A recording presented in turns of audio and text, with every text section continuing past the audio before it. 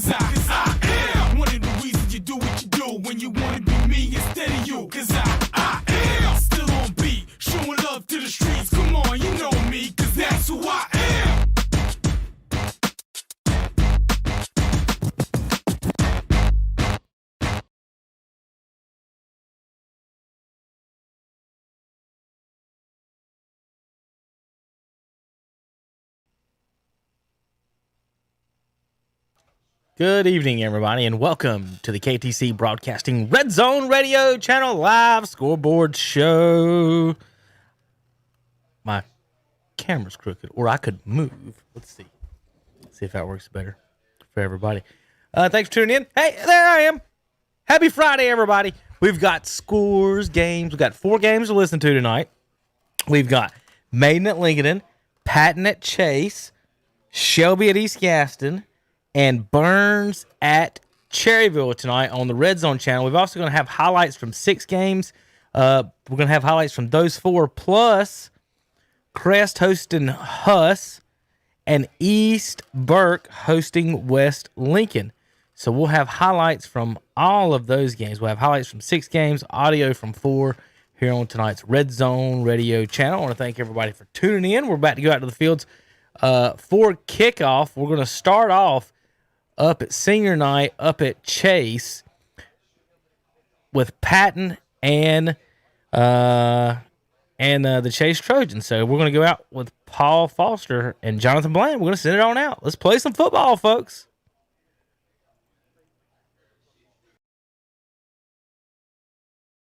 Yards he could have picked up there, with him being one of the, key players of, Patton team. I wonder why he decided to go ahead and follow on the football, but nonetheless, this is where Patton start their first drive of the football game.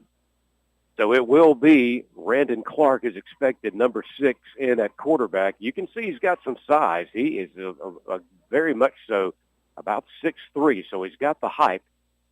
And nobody's in the backfield, but now they'll make a move, and Cantrell Vasquez will move back behind him. A little instructions going on, and finally they'll snap the football. It's a quarterback keeper, and straight ahead for just a yard goes Clark. Yeah, nothing doing there for the Patton on that first play of the football game there. The Chase defensive line doing a good job against the offensive line so far. Chase defense, we talked about last week, they're in their 3-5-3, looking strong up front with number 16, number 74, leading the way for the Chase High Trojans. Just underway here tonight. 11:32 clock ticking. No score, of course. Just one play run, and Patton's now faced with 2nd down and 9. They'll go to that big fullback, and Cantrell Vasquez is down immediately, and I think they're going to go back a yard. The ball going back from the 31 to the 30. Yeah, one of the defensive linemen again, number 36, Cameron Mills there on the tackle there for the Chase High Trojans.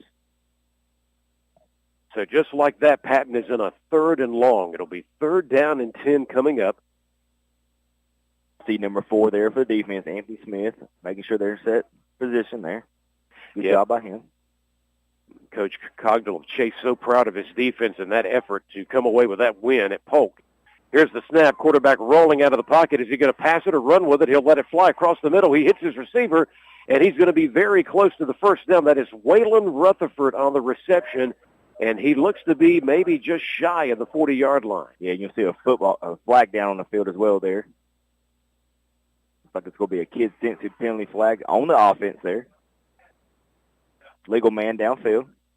You're exactly right, JB, and that is costly because, for all I know, the mark of the football may have even been a first down. If not, they would have been just inches short. But now the penalty will send them back to the 25-yard line. Yeah, that's something I'm sure the Coach Duncan there is not really looking looking for there, especially with a Patton team that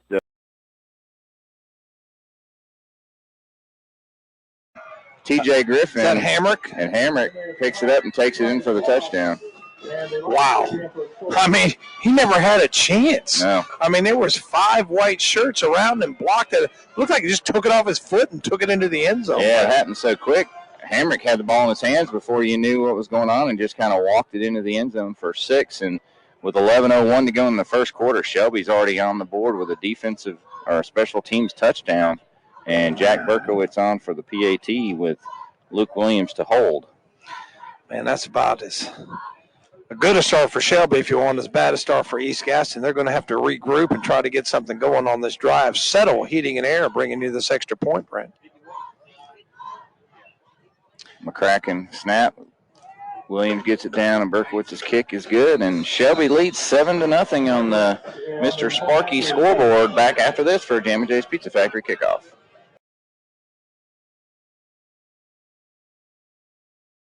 Here's a snap, looking to throw the football, throws it out to the flat. Receiver catches the football. That's Ryan Thompson. And he's going to be short of a first down, maybe about 2 or 3 yards. So Thompson on the reception there from Mooney. So nice job there. Tim, he'll pick up at least 6, maybe 7, maybe 8. Cam Bolin on the stop there for the Ironman. Let's give him 9. 2nd and 1. Shotgun position. Mooney in the quarterback. Yellow trousers, white jerseys for the Burns Bulldogs. Here's another pass out in the flat. The number 2. He's got the football. He's got a lot of yards, Danny. He's going to be knocked out of bounds at probably about the 27, about the 24, about the 24-yard line, looks like, Danny. That's Ryan Thompson. Let's see if we can give it 10, 20, 32-yard pass play. That's going to bring up first down and 10. They are, it's like about the 24 and a half yard line. Yeah. So Bulldogs moving the football Again, on the Ironman. Again, the Bulldogs are dressed in white jerseys. Got the powder puff. Powder, yeah. Yeah, the color of their helmets. Helmets, not a Carolina blue, but close. Ironman in the man in motion. Here's a handoff to Thompson. Thompson trying to get around the corner, and he's going to be – he might have got back to the line of scrimmage, then he might be a yard or 2. I saw one of the tacklers was Jack Mulvey. It was kind of a host of tacklers. Seth Hall was chasing him around the corner, number 57. And who was the ball carrier, team one? Thompson, number 2. Number 2, okay. He'll pick up, 1 yard? Maybe 1 yard, yeah. Okay. So it's going to bring 2nd down and 9, looks like. So good defense there by the Ironman. They was trying to string that play out, but it didn't work. Here's a snap and a fake handoff. Actually, he does hand off to number 3. He's in the open field, and he's going to be inside the 5-yard line, maybe down to about the 2-yard line, Danny. That's Jeremiah Norris, first down. He was shaking and baking there in the open field, making tacklers miss him, and he picks up about 3 or 4 more yards on that, Danny. He sure did. So good run there by the young man. Norris, 2 carries for 25 yards. 1st and goal. Receivers wide to the left and to the right. Looks like the ball is going to be, looks like it may be about the 7 or 8 yard line, Danny. Yeah, I think you're right. Here's a snap. A fake hand off to. That's Norris again. I can't tell if he got in or not. He's close. Maybe down to about the 2 yard line. We're going to give him. We're going to give him 5 yards on the carry. And that was Jeremiah Norris. Ball, like Tim said, from our vantage point, maybe the 2. Inside the 5 for sure. Clock running under 9 minutes here in the first quarter. Here's a snap, pass play. Mooney rolls out. Definitely holding there. I don't know if they got the call or not. Man, good tackle there. Who was that? Is that Landon Hahn? Number 12. That's Gavin Cease. Yep. Nice job there by Gavin Sees. Yep. Yeah, that was definitely holding there. That was holding. It should have been called. I don't see how you missed it. So that's going to bring up a third down. And he lost yardage on that, didn't he? He lost probably about 4 or 5 yards. Yeah, I think so. So nice job there, but number 12, Gavin Sees, coming up to make that play. Got a wide receiver, 2 wide receivers, one in the slot, one to the left of the quarterback.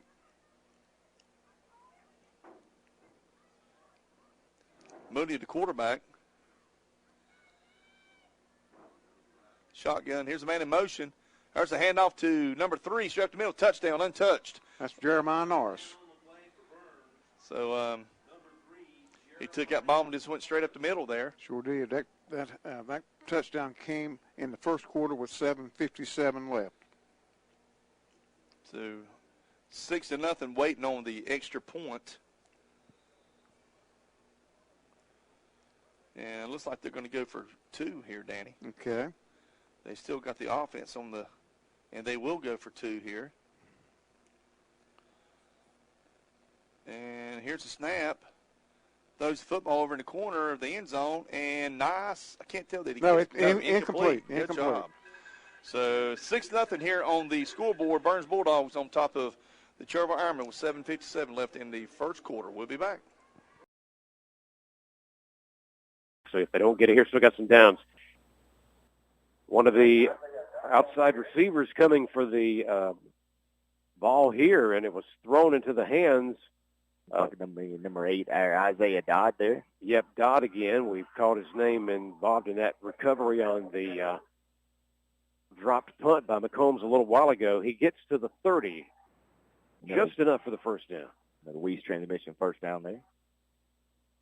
Quarterback trying to roll out of the pocket, all kind of pressure on him. He tried to get it into the hands of Brennan Kingery, and it was just a little bit out of his reach, incomplete at the 23. Yeah, the quarterback there, Damian Boykins there, just rolling to the right there, and just maybe overthrew him just a little bit there, but good coverage by Patton as well there on that play, but Boykins did a smart thing and not try to force it in there. It'll be 2nd down and 10 on the McDonald's scoreboard. 6:10 to go in the first quarter. If you're just checking in with us, it's Chase 0, Patton 0. But Chase has got a good drive going here that started a few minutes ago at their own 31-yard line. They've advanced the ball through some probably 9 or 10 plays now, and they're sitting at the 30. Boykins wants to go to the air here. He's got his man breaking away from the initial tackle and able to fall forward to the 18-yard line. And was that Dodd again? Looks like it was number 9, Durismo there on the catch. I've been kind of watching that matchup that Chase is playing with right there, and they got the one-on-one coverage he's looking for, and the defensive back was playing about 10 yards out, so they just kind of did a little stop play there and threw it right to Durismo, and he did a great job picking up that WOHS transmission first down. Back to the run this time, cutting from the inside to the outside. McCombs looked like he was going to go down. He got back up at the 5 instead of going to the ground. He takes it into the end zone for the 18-yard touchdown run. Yeah, good job by number 6 there, Marquise McCombs from Chase, man. He just has great balance, right there. And it looked like he was going to be down for the count right there, but he just kept his legs moving right there. And, Patton did a bad job of being able to wrap up and tackle the ball carrier. And when you got a guy like Marquise McCombs, as dynamic as he's been this year, you got to make sure you bring him down the football field. But good job by number 6 for Chase. That's one of the things that all defensive tacklers have to learn. When you hit your man or you think you're tackling them, make sure he goes all the way to the ground. But that is the kind of athlete McCombs is, as he just picked up his head and kept on trucking into the end zone. Here comes Caleb Lawson out for the extra point. The kick is up, and it is good. It made it through the uprights. Went off a little bit to that left side, but it was still through there. On the McDonald's scoreboard with 5:43 to go in the first quarter, Chase leads Patton 7-0. We'll be back after this 1-minute timeout on your downtown radio True Oldies station.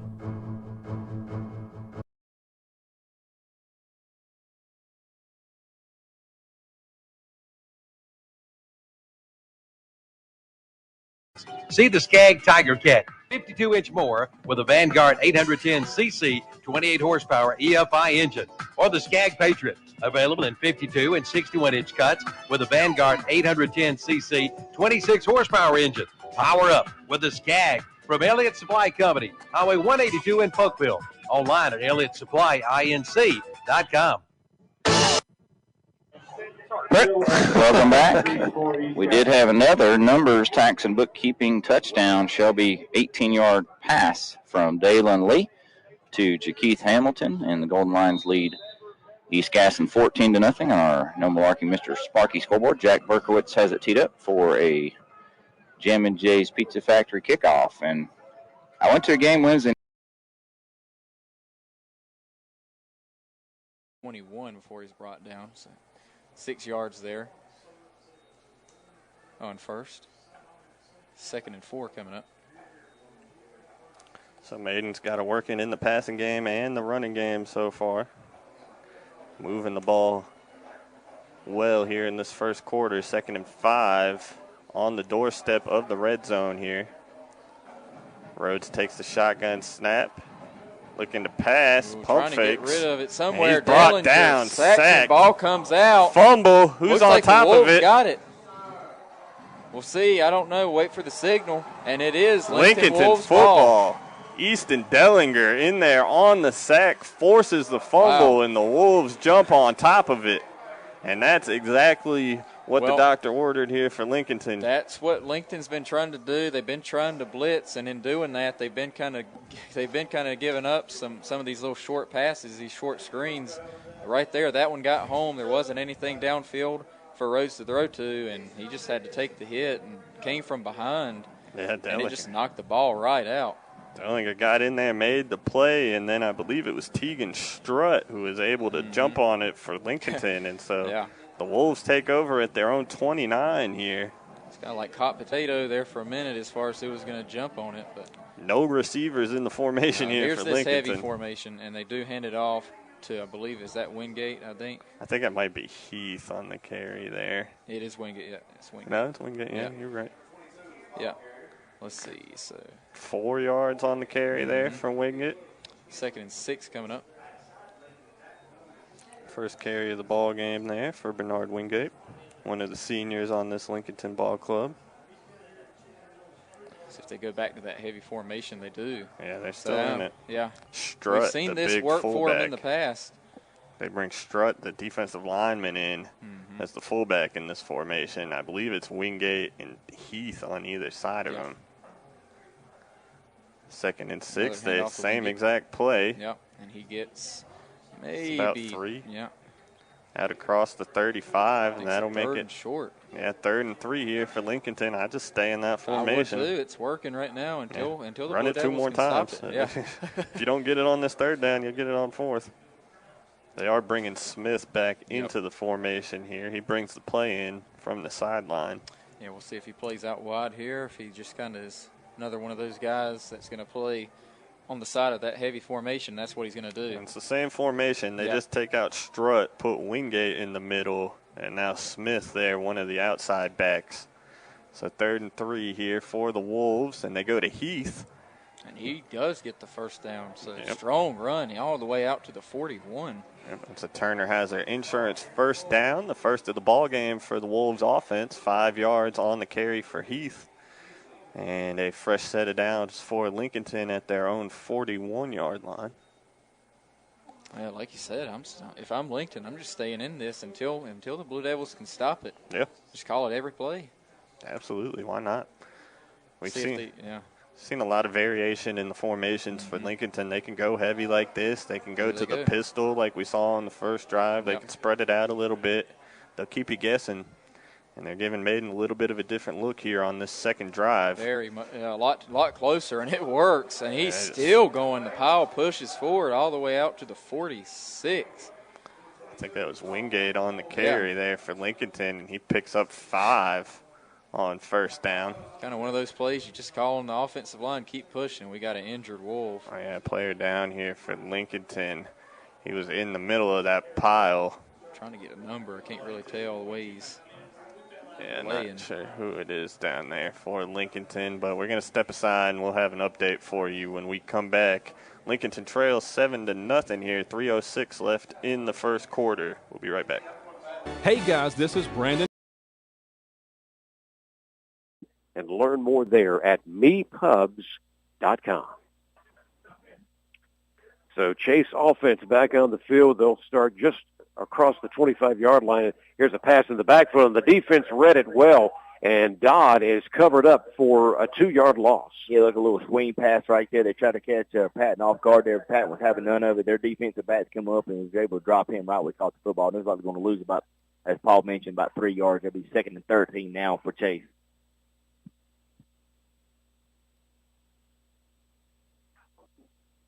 If they lose that yardage, puts them back at the 23-yard line where they're looking at this 2nd down and 13 coming up.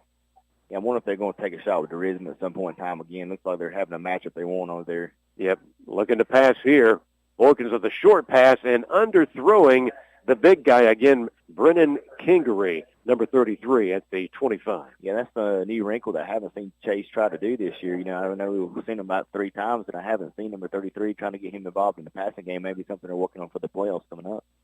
That may be a good point because Chase still eyeing being in a good enough position. And remember, they've had a tremendous season. Their only loss of the year was that game on the road against that very good Hendersonville team. 3rd down and 13. Boykins in the offense needing something big right now. He wants to go to the air. He's looking. He's got plenty of time over the middle and overthrows his intended receiver, who was Isaiah Dodd at the 38-yard line. Yeah, pretty good play there by Chase as far as scheme-wise there. They had Isaiah Dodd and also number 21, Darren Johnson there kind of running across the field. And unfortunately, Boykins just missed him on that crossing route there. But the play actually was there, so. So Chase will send out the punting unit for the first time in this game tonight and awaiting a possible punt return. Between the 40 and 45-yard line for Patton is that punter, wide receiver, Mr. Everything, apparently number 8, Waylon Rutherford. There is the punt. It is a high punt, a lot of hang time on this one, and it's going to be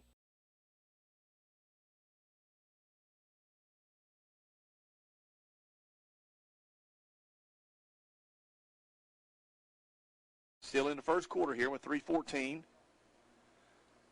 Mooney the quarterback, shotgun.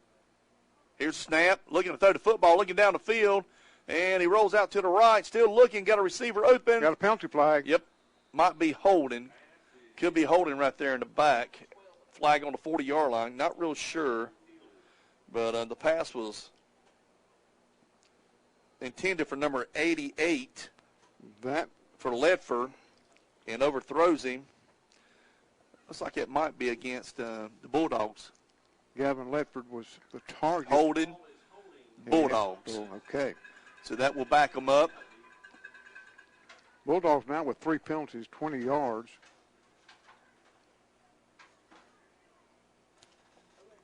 Clock stopped on the incomplete pass at 2 minutes, 53 seconds here in the first quarter with the Bulldogs holding on to a 6-0 lead over the Ironmen. So it's going to be first down and 20. 2 wide receivers to the right of the quarterback. Here's a handoff to Norris. Norris trying to get around the corner. He does. And he stays on his feet. He picks up probably about 14 to 15 yards there on that run, Danny. He sure did. It's a nice run there by the Bulldogs, by Norris. He's a little guy. Yeah. He's got some speed, too. Let me look here. He is he's a sophomore. 5'7", 155. I was talking to Coach Gibson before the game, and he said, Tim, he said, our middle school program's got a good football program. He said, we got some talent coming. He said, we got some talent up here right now with these young men. Yeah, he's got we'll look at it. We've got a lot of sophomores and juniors on this team. But, yeah, he's excited to have some of these kids coming through there. Here's a handoff to Norris again. Norris breaks a couple tackles. First down and more. He's still on his feet, and he's still going. I can't see him. There he is. He's like a pinball. He just bounces off everything. That's probably about a 24, 25-yard run. Yeah, no penalties, another first down. I tell you, he's little, folks, and when he gets behind them big boys, you can't see him, Can't see him, no.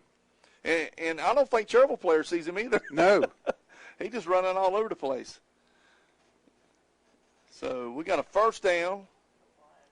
Got a flag down, too, they say. Uh-oh. That might be after the play, Danny. Okay. Because I didn't. We'll see what they say here. See if it might have been a late hit out of bounds or something. Gonna be on Could have been. I don't know. I think so. It will dead be ball. That's what I figured. Yeah, dead ball foul on the Ironman. So that'll put them inside the 10-yard line, maybe on the 5-yard line. Looks like, Dan. Jeremiah Norris, as you mentioned, Tim, 8 carries now for 80 yards. He's running wild. He sure is. He's what you say, elusive. Very elusive. They had a running back a couple years ago. It was really good too. He was really good. So you got spread offense now for the Bulldogs. Now their line is huge, Tim. They got some big boys. Oh, they really have. All of them are. Here's a little pass. Oh, that's a pass. That was intended to. That was intended to Norris, was it not? Yeah, that ball was a dead ball. Yeah, that wasn't a lateral pass. That's what they was trying to say. He threw it out in front of him. He's got to throw it behind him.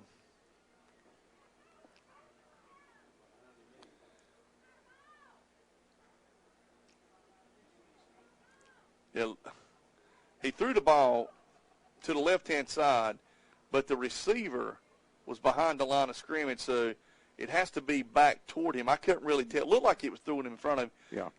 Pastor, what'd you see? It looked like it was behind him to me. Was it behind him? Time call. Time call right now, folks. They're going to talk it over. Yeah. So it could have been. It was so quick. Yeah. Our instant replay is down. Pastor Hebner's got the instant replay. We'll find out here in a little bit, folks. So we'll tell you what. But anyway, he's on the phone with Florio in New York. So we'll find out a little bit more. We're going to take a commercial break. We'll be back. What's next? Code 55, ceiling fan. Fantastic. And still goes to the air, and he's got his man far side of the field. Who does he? It's dropped as this young man is going out of bounds, and DeRisma just couldn't hang on to it. Yeah, it was a great throw by Borkins there, about a 40-yard throw there. Unfortunately, DeRisma was not able to bring that football in there, because if he was able to bring it in and turn up field, that's probably a touchdown for Trojans.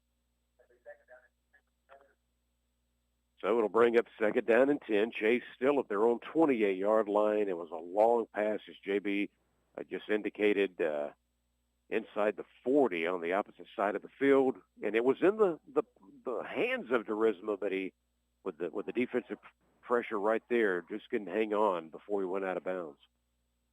One more play, and that might be it before we wrap this quarter up, as they go back to McCombs on the run and just some nice shifting moves. And he got what looked like only 3 or 4 yards and turned it into a lot more.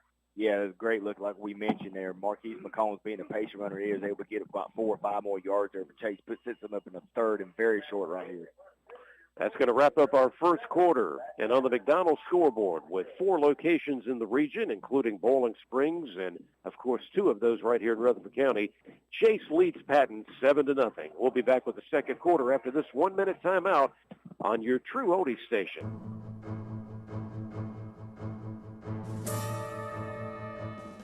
Celebrating lives and healing grieving hearts. That's the theme of the Stamey Tysinger Funeral Home and Cremation Center in Falston, and the Stamey Cherryville Funeral Home on Dixie Street in Cherryville. What's Armin needs now? You know what? Turnover. That would be great. Punch it out. Interception. I don't know whether he's going to pass here. You think? He could. I think he's going to hand off, though. Why not? And he's going to be.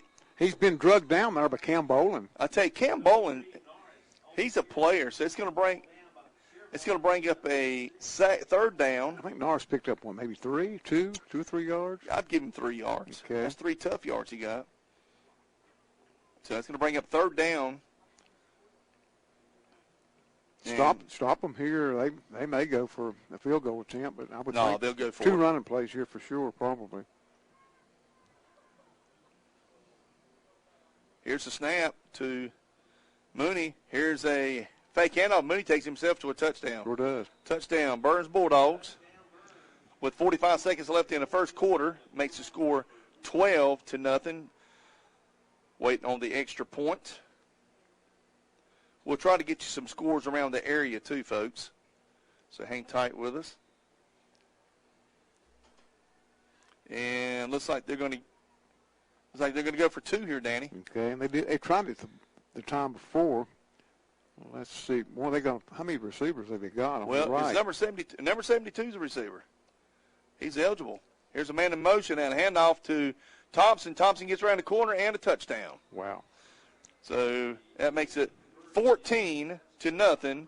Bulldogs on top of the Ironman with 45 seconds left in the first quarter. We'll be back. At Williams Auto and Truck Sales in Cherryville, they offer competitively priced.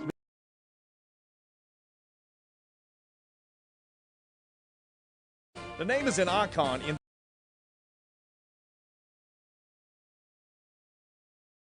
the play. The second. So that counts as a running play for Lee. Loss of 6. Yeah, that's what I see. Loss of 6. So 2nd and 16. Yeah, so he just threw it backwards. Yeah, it's kind of a weird looking play because Bridges went motion, but all the way behind him, and then he turned around and threw it backwards to him and well over his head. So on the second down play, gets pressure from Lucas and gets out of it. Nope. Now he's going to go down for the sack. And so, again, Lucas, 73, being disruptive for the Warriors. So they're going to move it back from the 42 to the 37. That's a 5-yard loss, Brent. So now 3rd and a long way to go, 3rd and 21. This would be a real morale boost for the Warriors if they can get off the field and force this 3 and out. And that time again, Lucas was disruptive, and Lee's going to throw it. He's going to put it in the air. It's complete to Bridges. He gets really the lost yardage back and maybe a couple more, but it's going to be 4th and about 8 maybe. 12-yard pass to Bridges, but again, a nice throw. But Bridges is 6, correct? Yes. So, it's a good positive play, but it's going to force the punt. Yep, 4th and about, 8, Tom, right from midfield. Right from the 50. And back deep for East Gaston. I think it's Cloninger. It might be Hill, though. I think it's Hill. And Patterson to punt for Shelby. And this is a high punt. It's going to bounce up to 30, taking East Gaston bounce. Wow, and huge. Shelby's letting it roll instead of downing it. And they down it at about the 38 by Hollifield. So only, a 12-yard punt. So that's going to, with 46 seconds left to go on your Mr. Sparky scoreboard, 20-0 East Gaston behind Shelby, but with their first positive defensive series. Let's see if they can build any momentum off this, Brent. Well, they got a good defensive effort there, and now still a lot of time. You can't stress, we got 3 quarters of football plus 45.9 seconds. If they can put something together here, it changes the complexion and the momentum. Shelby stacking the box big time. Handoff to Hiller on the right side, and he does well to break a couple of tackles and only lose a yard or 2. Yeah, good job by the Shelby defense on that side. Strung it out, knocked him down. Was that Hill on the carry? And he'll lose another yard. Hill on the carry for the Warriors, loses a yard. Yeah, he lost another yard there. And tell you what, this Shelby defense doesn't play around.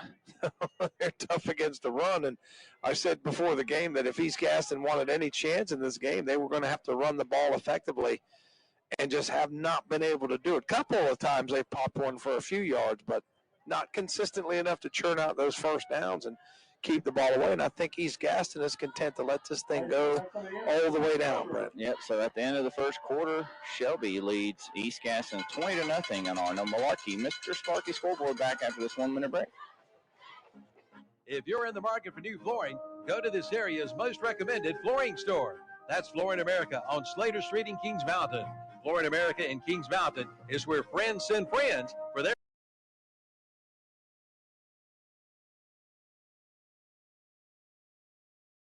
Maiden getting set to kick it back to the Wolves after the Blue Devils tack on another touchdown on the Ethan Rhodes quarterback sneak to make it 14-0 here. 9:46 left to play in this first half. The Wolves about to get the ball back for the third time here tonight. Yep. Maiden kicks it deep. Good kick. Fielded at about the 9. It's DeAndre Smith on the return. Making some guys there you miss. go. He's got a hole. He's gone. See ya. Oh, my goodness. DeAndre Smith, 95 yards to the house. Puts Lincolntno on the board here. Wow. That's about all you could say after that. I mean, we know he's one of their most athletic players on their team as far as his speed, making guys miss. But right there, I mean, just found a gap. He made a few guys miss. He cut it back up towards midfield, found a gap, and shot right through it. Just dynamite on the return there. DeAndre Smith, we talked about it in the pregame. Your key builders, key player to watch here tonight, and he makes it happen on that kick return. Wow. So Lincolntno on the board here, answers that maiden touchdown. Yep. So now Lincolntno trying to make this a 7-point ball game here. Extra point pending here.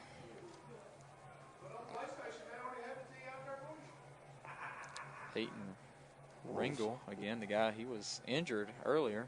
He's on to kick the extra point here for Lincolntno. Kick is up and good. So, 14-7. Yeah, Lincolntno cuts the maiden lead in half on the DeAndre Smith kickoff return touchdown. It's 14-7 here. 9:33 left on the First Federal Savings Bank scoreboard here in the first half. We'll be right back after this. You may wonder what makes us different here at First Federal Savings Bank. 0. We'll be back right after this 30-second timeout with more of the Rutherford County High School Football Game of the Week on Downtown Radio, your true oldie station. And the schools in our community. No matter the weather outside. It moves well. So that'll be at least a 2-yard loss. Danny, it looks like we're going to take this all the way down to the second quarter here. So, folks, we're going to go to commercial break, and we'll be back right here on WCSL. 12-0 Bulldogs on top of Harriman. Hauser Drugstore in downtown Cherryville is the oldest drugstore in town. They have been open since 1935. They provide free delivery on all prescriptions for their customers. Make sure you stop in and have one of their legendary shakes. The Ironman, our hometown, and, of course, the Carolina. You need auto and life coverage and agents there for you 24 hours a day, 7 days a week. You need North Carolina Farm Bureau insurance. Timeout? Not even in our vocabulary. Rutherford County Farm Bureau is at 153 Reservation Drive, Spindale. Call 828-287-2428.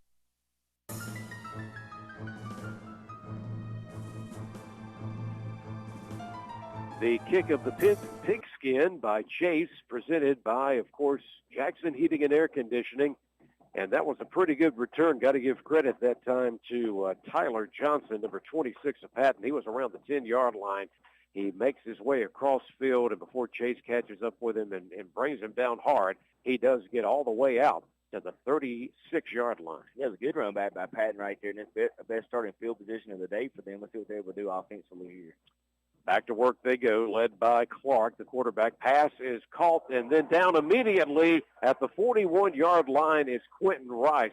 Are they going to have this a reception? Because when he took the hit, the football was dropped. Yeah, number 9 there. Looks like Derisman there in on the pop there for Chase, and they're not going to that is going to be an incomplete pass there for Patton. So a good job at number 9 defense would be able to step up from the defensive back position there and make that hit. And I think that was a very good call by the official because the pass was on the fingertips of Quentin Rice, but he didn't have time to maintain the ball when he took that hit. Loose football, so not a turnover, not a reception, and Patton's looking now at second down and 10 from their own 37. They'll go to the run to a young man that's not been able to do much against this defense so far tonight, Cantrell Vasquez, down, no gain. Yeah, that's a great play there by Chase defensively, number 36 there, Cameron Mills there.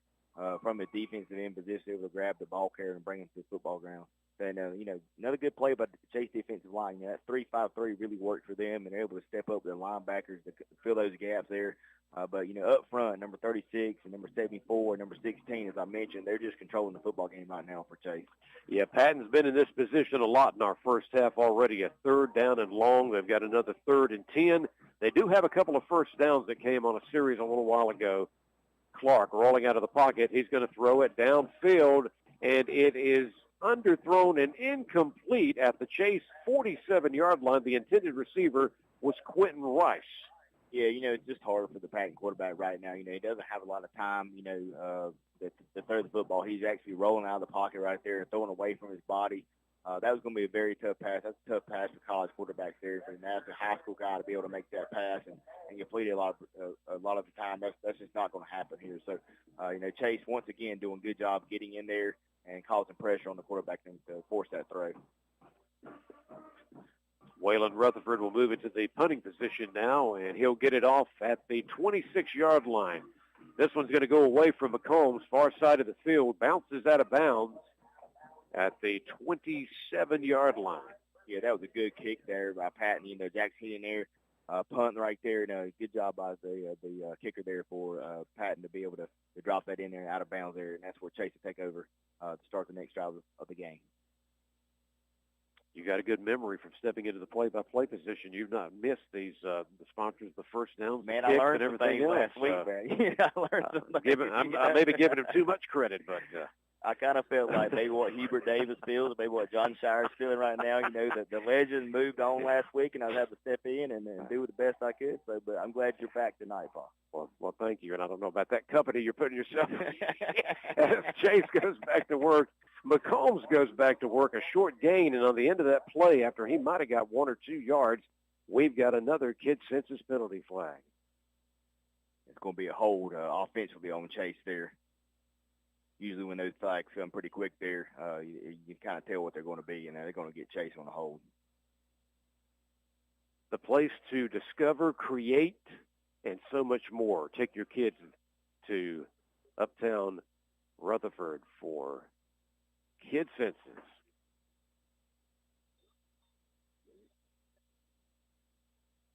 Clock is ticking. We're down to 7:10 to go in the first half, and it is Chase on the McDonald's scoreboard with a 15-0 lead. They've got the ball as well. A pass out of the flat is caught for the 15, 20, 25, 30, 35, 40, to the 50, to the opposite 40, 35, 30, 25, 20, 15, 10, 5, and into the end zone goes Derisma. Oh, my gracious. Yeah, that was a great play there, Borkins to Derisma. Once again, we talked about it right there. We talked about, that Borkins to Derisma connection there, and right there when they get Derisma on that one side, and he's got single coverage right there, he was able to turn the ball upfield, and, man, he just left everybody in the jets after that.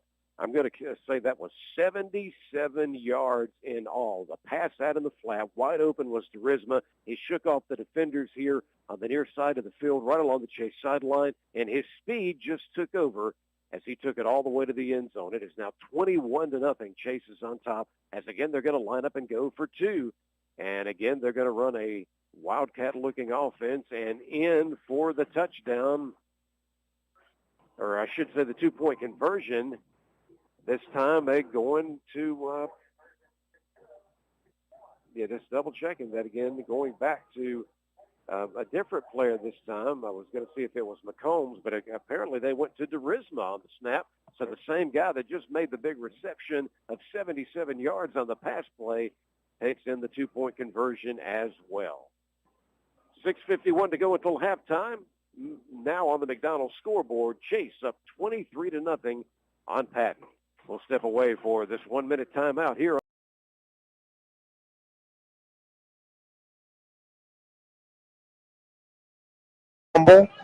The sudden change, Shelby definitely winning, not letting East Gaston seize any momentum with that sudden change.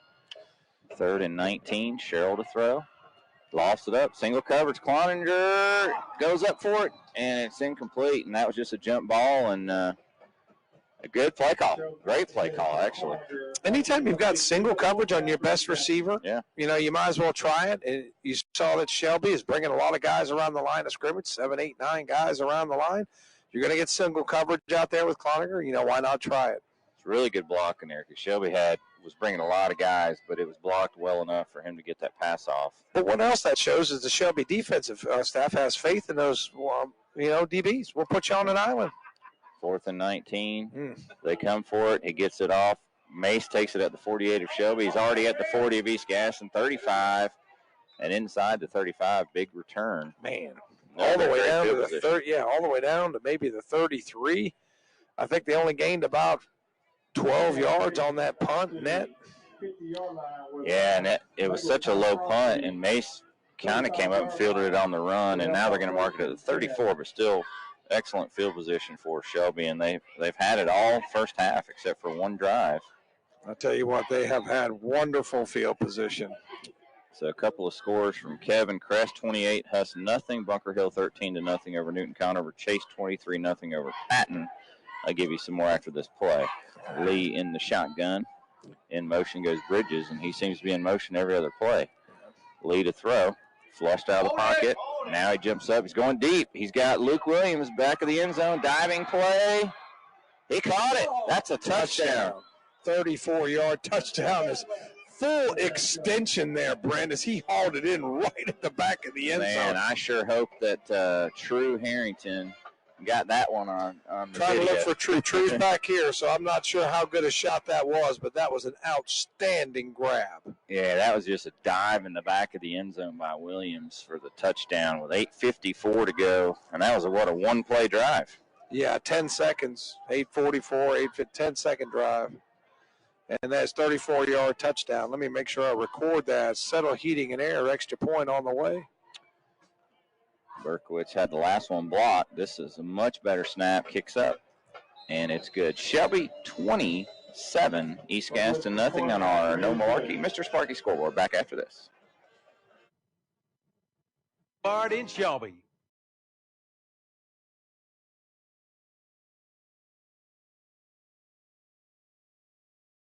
Line and give the Lincoln Wolves defense some time to rest. Hand off here to Wingate. Wingate. Oh, and he's he's trying to keep going. He's got another first down. Yep. Out to about the 45. So strong run there from Wingate. It kind of was like four guys right there where the ball was. Couldn't quite tell who got it. Yeah, they'll spot it at the 46. So give them 5 more. Wingate 3 carries on this drive, 5 yards on all 3 of them. So Lincolnton moving the ball well here, a couple first downs. Wingate comes out of the game now, so see if they sub in his place. Could put, I know earlier they put Smith on the other corner, I think.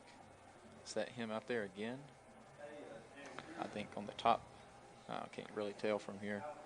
1st and 10, Lincolnton at their own 46-yard line. They go to Smith. Off tackle. He's bottled up at the line of scrimmage. So no gain on that carry. 2nd and 10. Yep. This has been the problem for Lincolnton so far tonight is when they don't get positive yardage on that first down carry. When you're running this kind of offense, this run-heavy offense, it's kind of hard when you get behind the chains because you need to basically stay on schedule the entire time. We saw Lincolnton last time. They were able to get it down 4th and 3, 4th and 4. They went for it right around this spot on the field. Didn't get it. Yeah. But it's 2nd and 10 here at the Lincolnton 46. Hand off to Heath. Off tackle. And he's making here comes a flag in on the play. Probably going to be it's like maybe a double team block in there. See what the call is. Yeah. Heath got it out across midfield, picked up about 5. Like chop block. Chop block. It looked like he kind of came in, took his legs out from under him. So yeah, I think while he was engaged with another lineman for Lincolnton. So I mean, the run is pretty good run there. Got about half the yardage, but it's going to be all for naught. Really back the Wolves up here. Yeah, moving back 10 yards to the 36. That'll make it 2nd and 20 now. Yeah, I got to think the Wolves. This might be enough to get them out of that heavy formation. Yeah, you got to think this probably get them out of that. Going to have to. Let's see if they're keeping Strutt in the formation here. So Smith, Heath, and Strutt would be the 3 backs here. Bost, the quarterback, leads them into the huddle. Yeah. Wingate still on the sideline. Getting a breather. So we'll see. I mean, if you can maybe get Maiden to really overcommit to you running the ball, maybe try to hit them with some kind of play action here. We haven't seen a whole lot of misdirection No. from Lincolntno so far. Maybe bring a guy around on a jet motion like Maiden just did with Culliver. Yep, timeout taken by the Wolves. Yep, so Lincolntno calls a timeout. The Wolves trail 21-7 here. 3:48 left to play in the first half. We'll be right back after this quick break.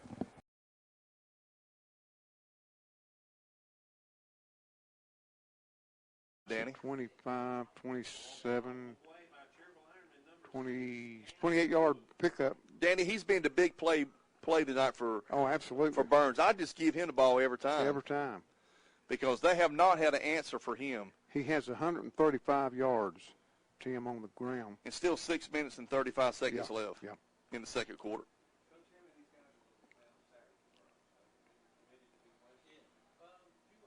Mooney, the quarterback, shotgun. Here's a pass out in the flat. Nice pass there.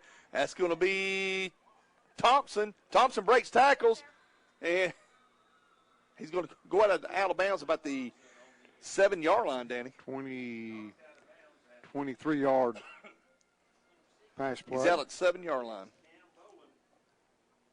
So that's going to be first and goal now.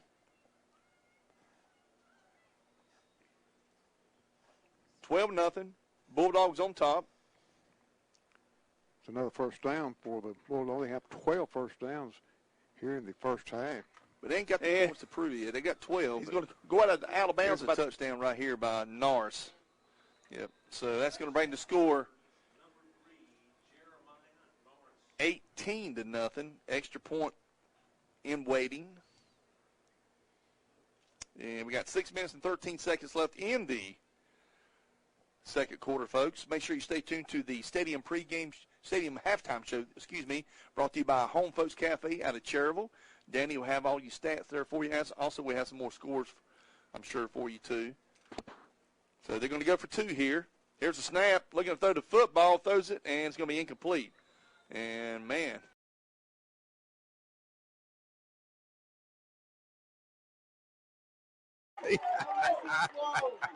I mean, if this was NFL, you're going to review it. You're going to review high it. school. Yeah, and the rules aren't the same. But, it was definitely I caught it, turned, and got hit. And let's just say the local fan base is not pleased with that officiating. And I will say this, Brent, if you're going to kill that play and you're the official right in front of it, you have got to say incomplete or catch, and they let it go. And the official from the other side of the field comes in, and they call it an incomplete pass. They may have got it right, but shall we say, the mechanics have not. And here comes the flag. But you don't want to do that. That's a sideline warning. Yeah. So it's a sideline warning, and you definitely don't want to give somebody a 15-yard penalty unless they've really earned it after that. Well, I'll say this. They did exactly what I thought. They scored the touchdown. They got the momentum. A huge hit. Pops the ball free. They pick it up and run it in. This could easily be 27-14 right now. Yeah. And, that could be a play to look back on for sure as this game goes along. So second down and 10. And hand off to Petty, and he's spinning for about 7. Yeah, good run by Pennies. He spun off the first tackler, got 7. It's third down and let's not give him 7. Let's give him it looks more like 6. Yeah. So that could have got East Gaston right at change. It cuts it to a 2-score game. Yeah, absolutely, with plenty of time and momentum, and so huge play in this one, and they had a hard count. And upset with himself as the East Gaston nose guard, as that's going to give Shelby a CSI mechanical first down, Brent. Yeah, and gosh, you don't want to ever get a penalty, but you never want to give them a first down on a penalty, and especially on third and 4, which is not by any means a gimme yardage for any offense, and that does give Shelby the first down at the East Gaston 44, and Lee's going to throw it on first down. Has pretty good time, lost it down the right sideline. It's caught. Holy that's cow. Hamilton, and he breaks 2 tackles, Holy and cow. he's into the end zone for the 44-yard touchdown. So Hamilton, it was number 3 out there, Rodriguez in coverage. Hamilton reached over him. Rodriguez had excellent coverage. Hamilton reaches over, hauls it in, dashes into the end zone. So what a turn of events. Gaston thinks they have a touchdown. It's called back. Shelby gets a tremendous catch from Hamilton, and now it's 33-7. What a turn! What a change of momentum. Yeah, just crazy. And again, that's one of those. I hope somebody has that on video because I'd like to see it again. I mean, it was such a bang, and I never get those right when I'm watching the NFL on Sundays. They're like, okay, I caught it, and they take 3 steps. Oh, he didn't complete the catch, and then the next play, he takes 1 step, and it's a catch. Yeah. What number's Hamilton? He's 4. 4. Okay. So Jack Berkowitz on for the settle, heating an air point after with Luke Williams to hold and McCracken to snap. And everything is done well, and the kick's good. 34-7, Shelby with 7:26 to go, second quarter. Back here on our West End Sales Game of the Week.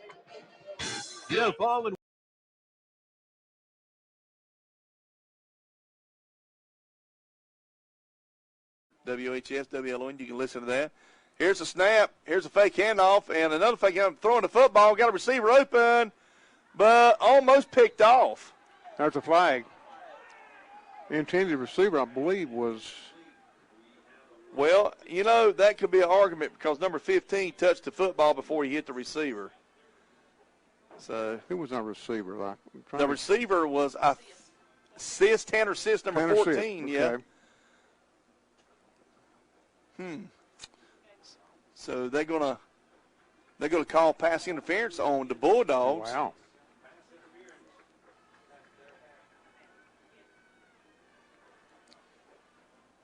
Okay. So that's gonna be a first down for the. It will be. Ironman. I tell you what, the band sounds good down there, don't they? Yes, they do. And they're dressed out in their uniform. They really look good tonight. They sure did. They did a great job. Always a great job on the national anthem. Here's a snap.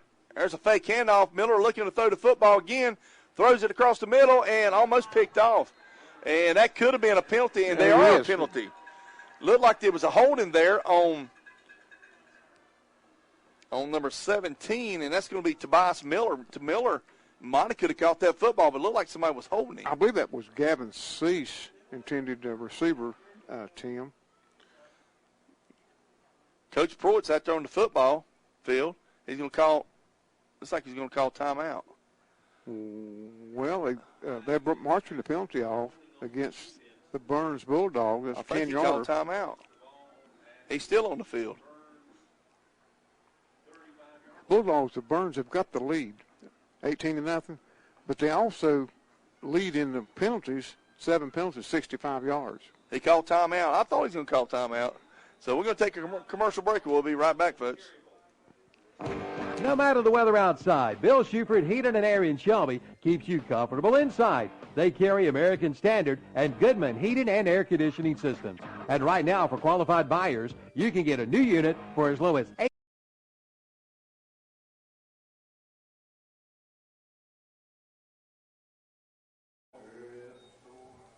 Maiden now down at the Lincolnton 29-yard line here, inside right at 1:30 to play in this first half.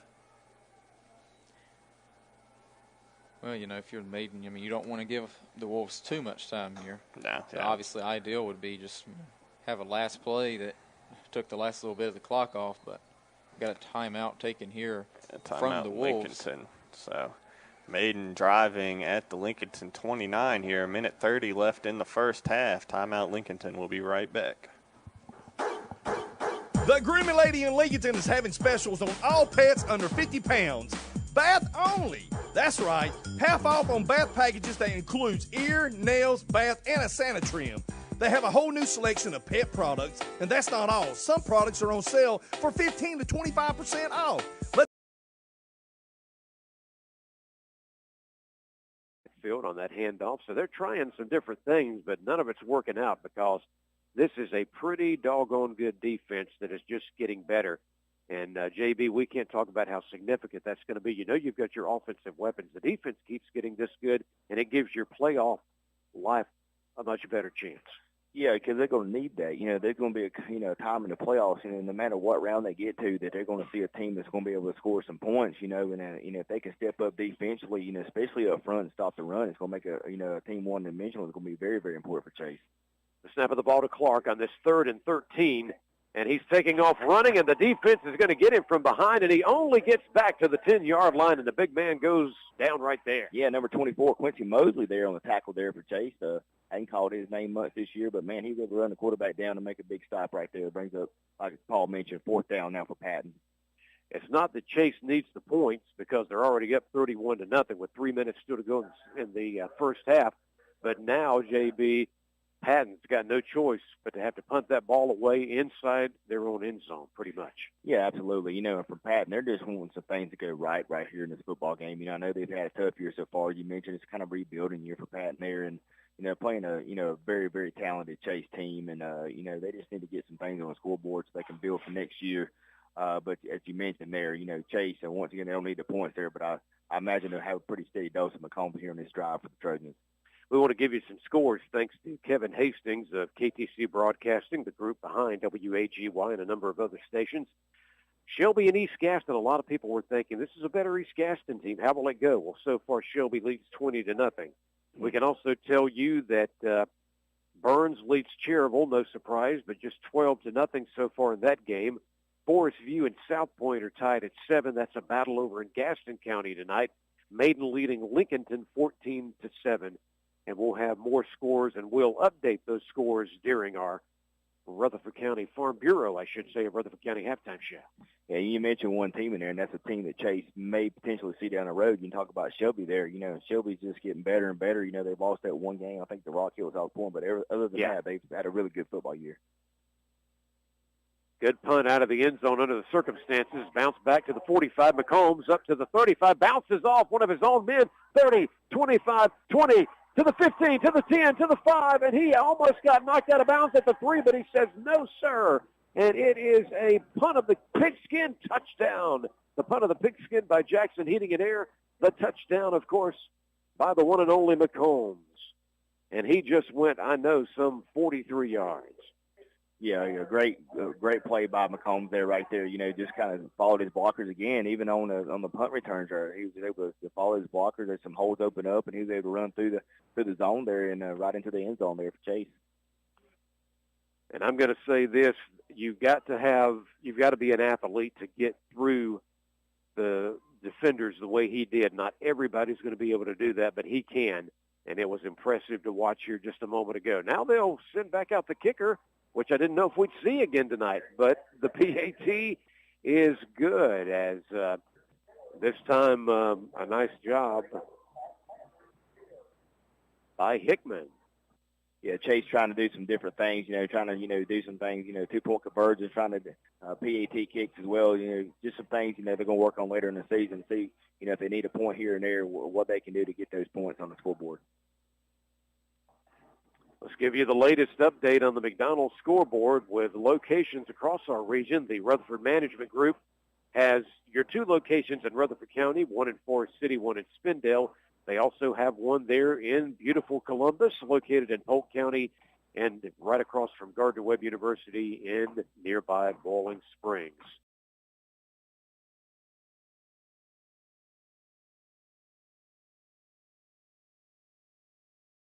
Welcome back to the Rudisell Stadium here tonight.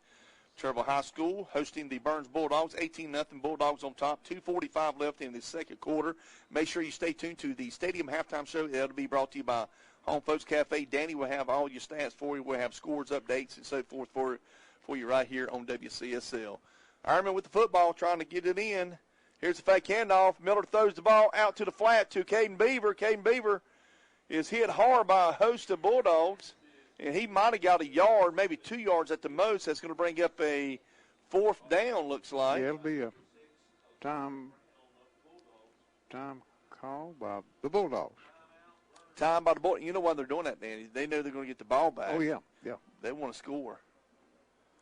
So we're going to stay right here, folks. Danny, so far, it's 18-0. I think Cherryville did a pretty good job defensively to keeping them from, putting more points on the board. To be honest with you, I mean, you're right. If you look at it, it should be more points for the Bulldogs. I'm thinking maybe 28, 25 points somewhere around there. But I mean, they've committed a lot of penalties. The Bulldogs have, Danny. Yeah, right quick. I know our listeners are wondering about number 21. We hadn't called number 21's name tonight. That's Cooper Sloan. He is dressed out. He's on the sideline, but he got an injured ankle last week early in the first quarter, so he's not.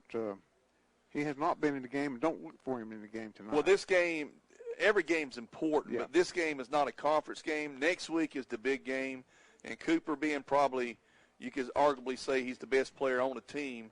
I mean, he means so much to the football team with his, with his defense or offense, and it's better to have him healthy next week.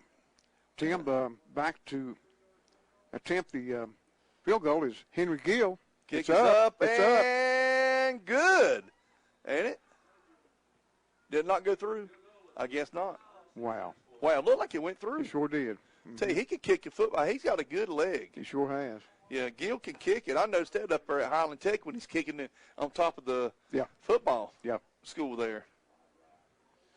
So that'll be Burns' football, still 18-0, 2:26 left.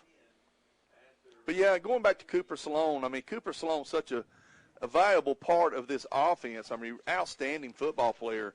I said from the first time I saw him play last year, he had a great feet. He's got quick feet. Quick feet, absolutely. Yeah, and so, when he gets in that hole, he can make him dodge and stuff like that, and he's strong, shows you Ironman really do miss him tonight. Yeah, I'm sure both sides of the football. Here's passing play by Moody. Moody throwing the ball down the field. Got a receiver wide open, and he catches it. And that's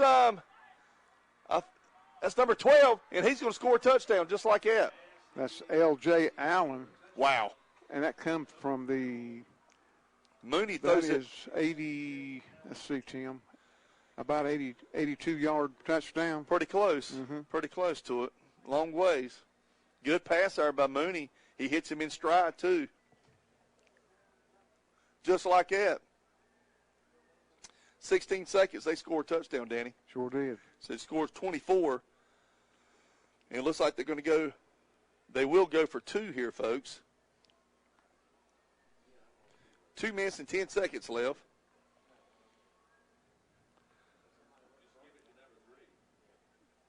Here's a snap, and there's a handoff to the big man. He walks in untouched, So extra point conversion is good, makes it 26-0 with 2:10 left in the second quarter. Bulldogs on top of Ironman. We'll be back. Yes, septic tank.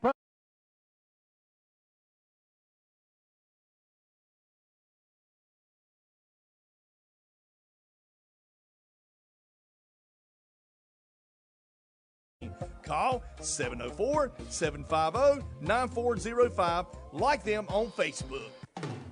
For advice you can trust, seek Heber Pharmacy in Lincoln, where they are a partner in your health.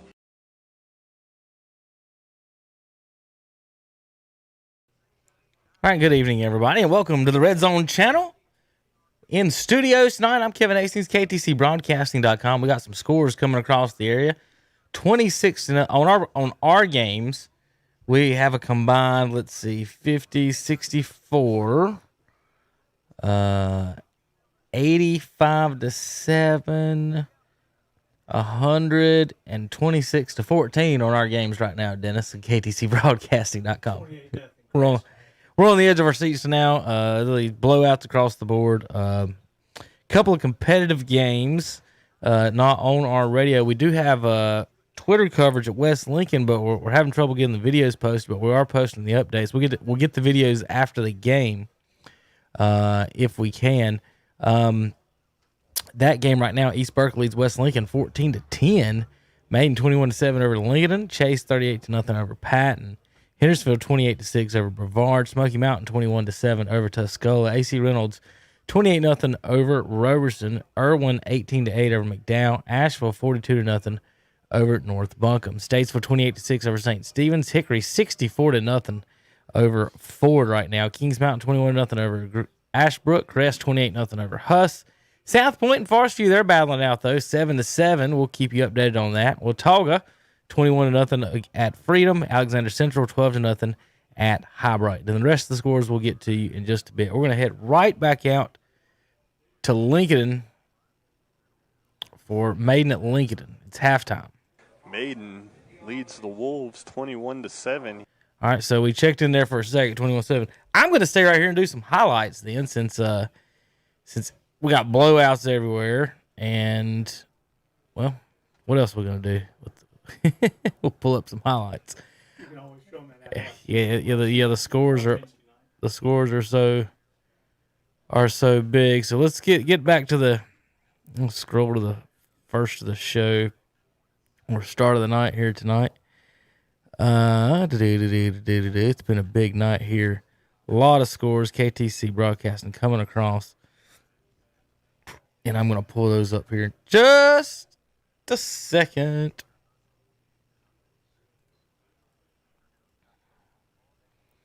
All right, let's try this. So first thing we'll do is we'll go out to Cherryville. This is a photo from tonight.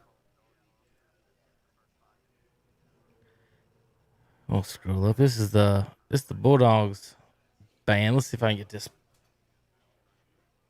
18-0. playing for you guys. How about like this? we said, This is the Chargers coming out of the stand.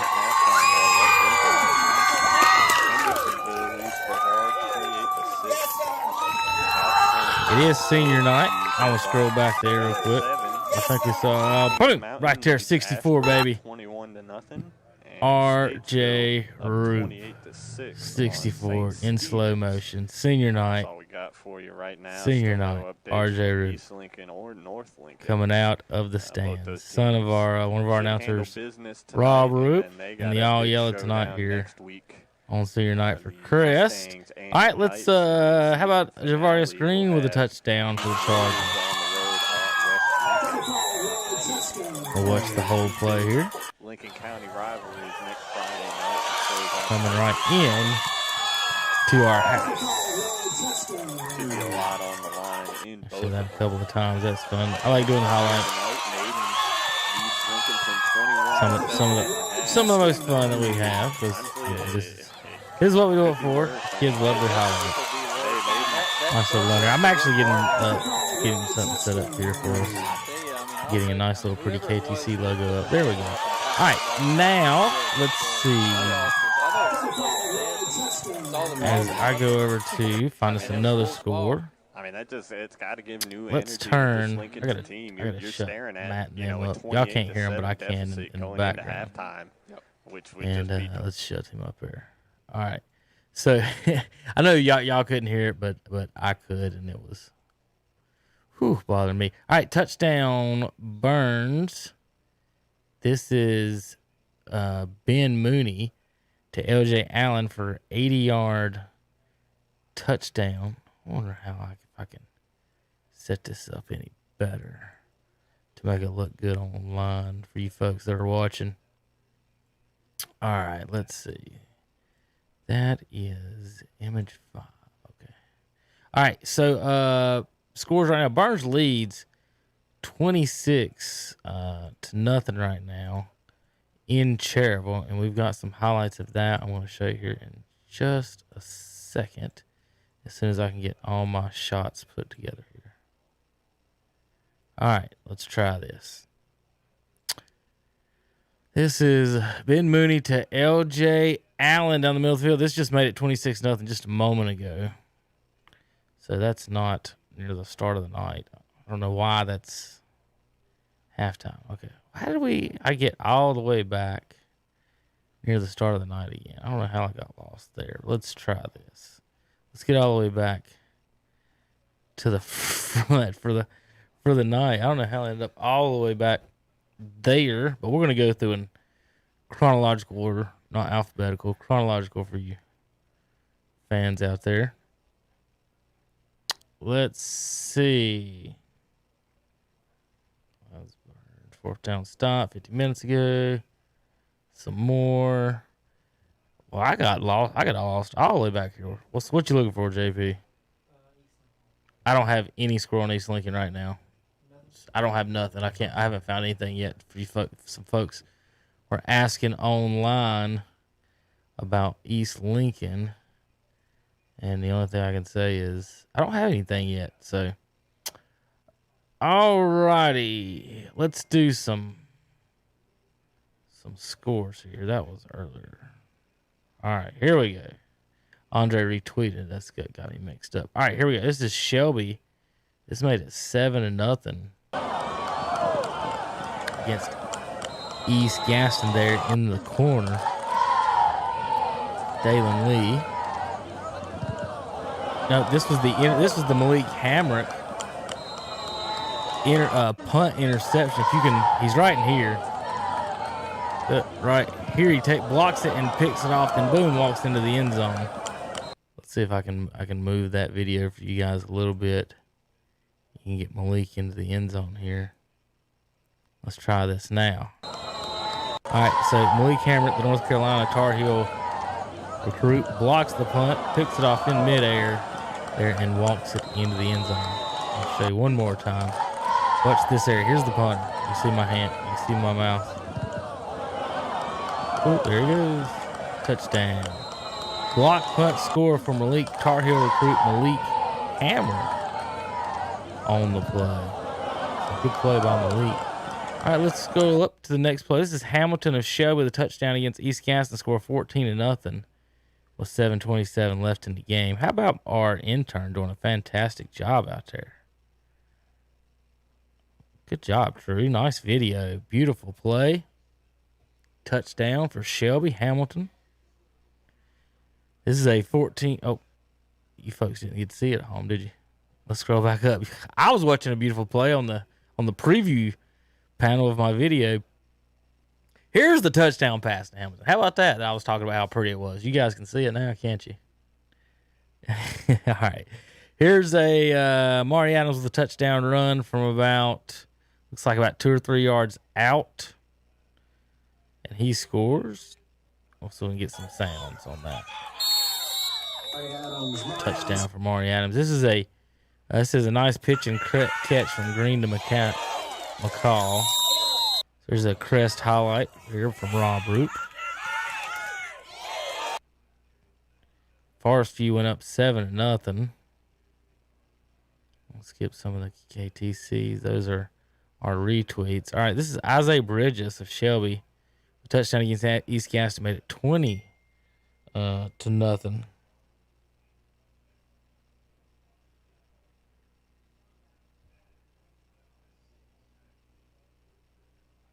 Burns now up 33-0 for you folks watching on. So it's made it 20-0 East Gaston. So let's scroll up. This is the 4th down stop for Crest on defense. Let's see if we can make it bigger and maybe catch the play.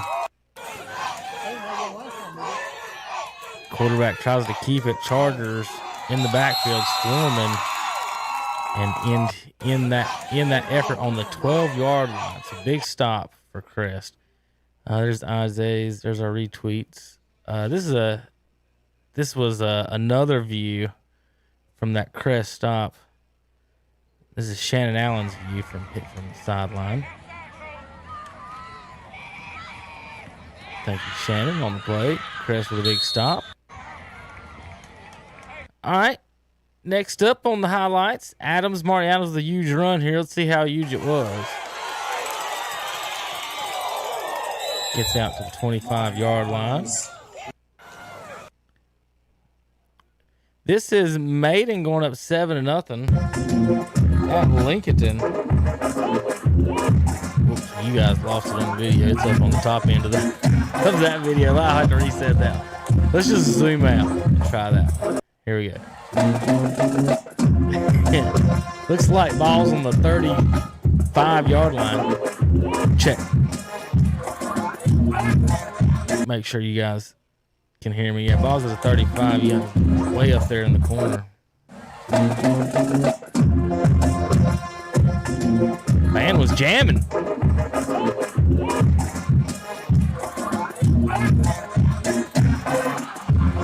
Made it 7-0 Maiden. Here's Green to Addison, 69-yard touchdown pass. See how much of this we can get. I guess a little swing foul. See anything deep. I can't tell. Can't tell where he's at, except he's running by everybody and the camera person. Rob had no chance of keeping up. 69-yard touchdown pass. All right, this is a Jeremiah Norris 6-yard run. Matt. Let's see if we can get a shot there.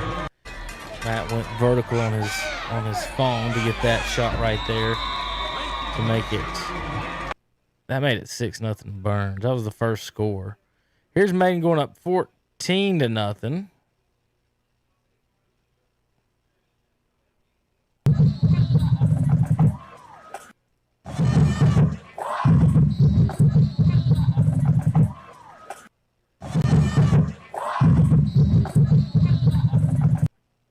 Here's the band. This is Rock On Band. This is Chris.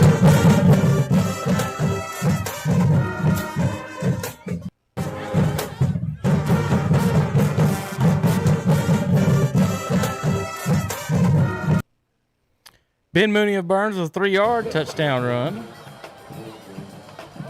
There it is. That made it 12-0 Bulldogs. This is a nice pass for the Huskies. Other side of the field. Patton at Chase. This is Chase going up 7-0. The running back for Chase, folks. He is outstanding. Outstanding running back. Setting records all over the place. You've got to follow him and watch him.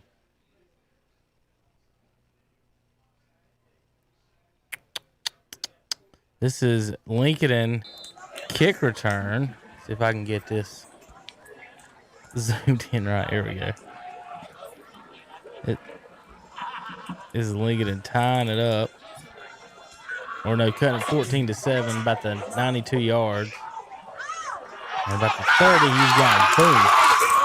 As soon as he saw his hole, he took off. Good little view we got there. Jock Anderson on the play. We'll get the kickoff. There it is. That catches it right on the 10. 20, 25, cuts it across 30, and then Jets are on at the 35, and 65 yards later, Lincoln lead, or cuts the lead 14-7. All right, then, let's see. That's that highlight. Let's get up to the next one. 48-13. Cooper, don't let go. 48-13. Did I hear that right at Shelby?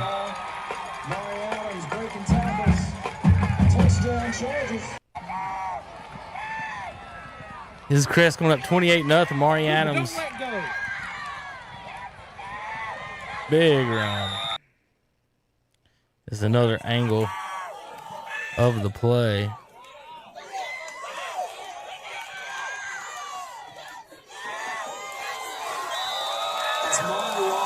28-0. Chris. This is Maiden going up 21-7 at Lincoln. End around. Lead blocker threw his hands up, didn't even block anybody from the 10-yard line. That's pretty funny. The lead blocker running back didn't hit nobody. Run right past the defensive end. Watch this. Watch him right here. Doesn't block the defensive end, throws his hands up instead. Touchdown. Maiden walks it in 21-7. Oh, this is Chase going like 15-0 at Patton. That's McCombs. You ain't catching that kid. He's amazing. This is 23-0. Chase with a long pass. 85 yards maybe.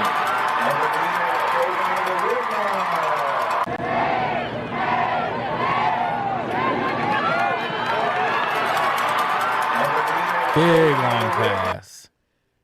All right. This is Shelby going up 27-0. Eddie's Gaston finding the man deep in the end zone.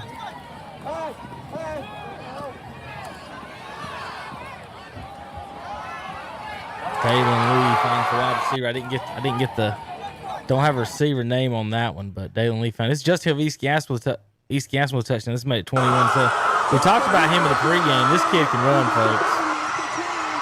And when he gets gone, he's gone. Don't matter who's playing him. Good running back's good running back.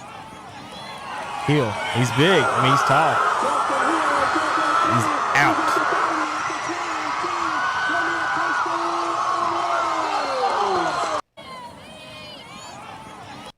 All right, West cut the lead to 14-10. This is Chase going up 31-0.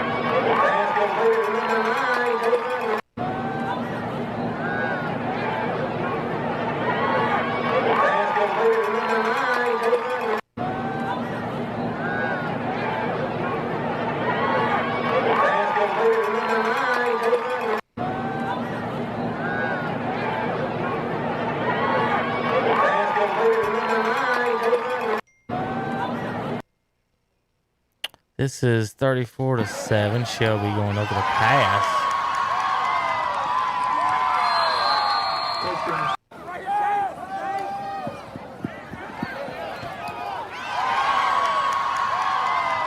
On the opposite side. I wish that was on our side. Would have been nice. Right in our face too. Right where our intern was. Drew doing a fantastic job tonight. This is Jeremiah Norris making it 18-0.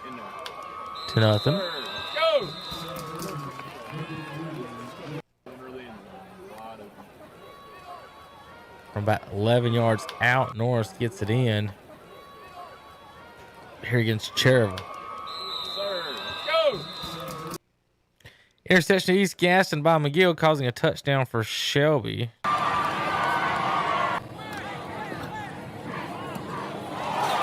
Pick on the out route. And Shelby with a pick six. Blowing out East Gaston.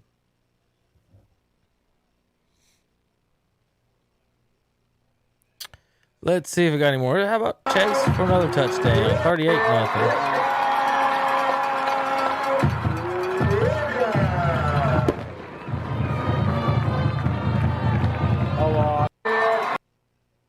This is the Crest Chargers leaving at halftime up 28-0. We're going to halftime. Chargers 28. I can recognize. The Chargers taking it to the half. How about a touchdown, Burns? Ben Mooney to LJ Allen, 80 yards. We saw this earlier. I was wondering why it showed up early in the we retweeted it. Beautiful pass play for the Bulldogs. This Chase going up 45-0 on Patton for the pass.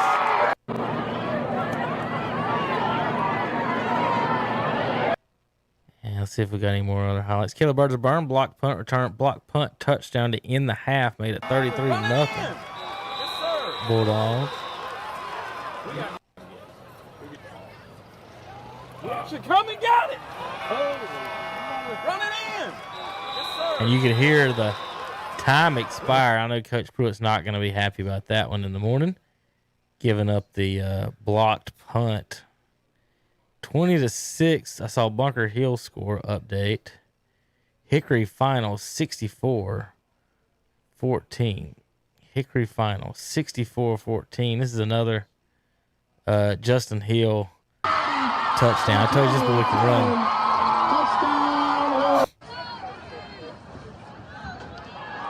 Breaks the tackle, and he's out. Justin Hill for East Gaston, folks. He can run 48-14, though. Shelby leads 64-14. Hickory over Horde is the final. All right, folks, I'm going to send you back out to the fields, and we'll get you some updates. I'm going to update the scores. I got to get back on that and get those updated. All right, we're going to send you back out to the fields. Closest game where we have right now, well, Maiden and Lincoln. So we're going to start there. And for you folks out there in the football world. Lost under center. They go to Heath again. He's going to have the first down. Yep. 3 yards on the carry, and a Turner has down to the Lincolnton 36. Let's see here. This is kind of that spot where, you know, you came out in this heavy formation, 2 good runs, picked up a first down. Now maybe switch something up. You know, take a shot. Try to get it on the outside. Because this is about the point where, you know, the Maiden defense starts to make something happen. They go strut up the middle. He's going to plow forward for about good 5, many yards. Yeah, maybe 6. Yeah, out to the, I think, 42 maybe, 42, 43. They're going to mark him at the 43. 7. So, wow. Yeah. So. That's 2 7-yard runs for him tonight. Yeah, he's been good. Absolutely. Yeah. 2 runs for Strutt, 14 yards on the night so far.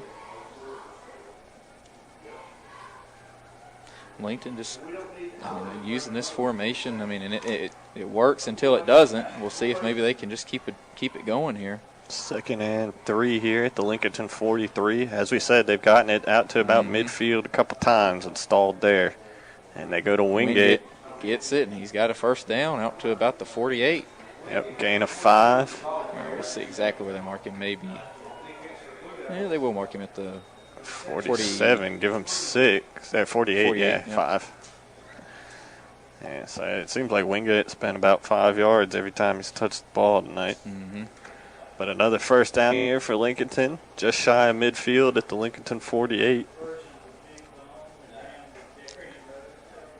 So 2 first downs here to open the 3rd quarter for this Lincolnton offense.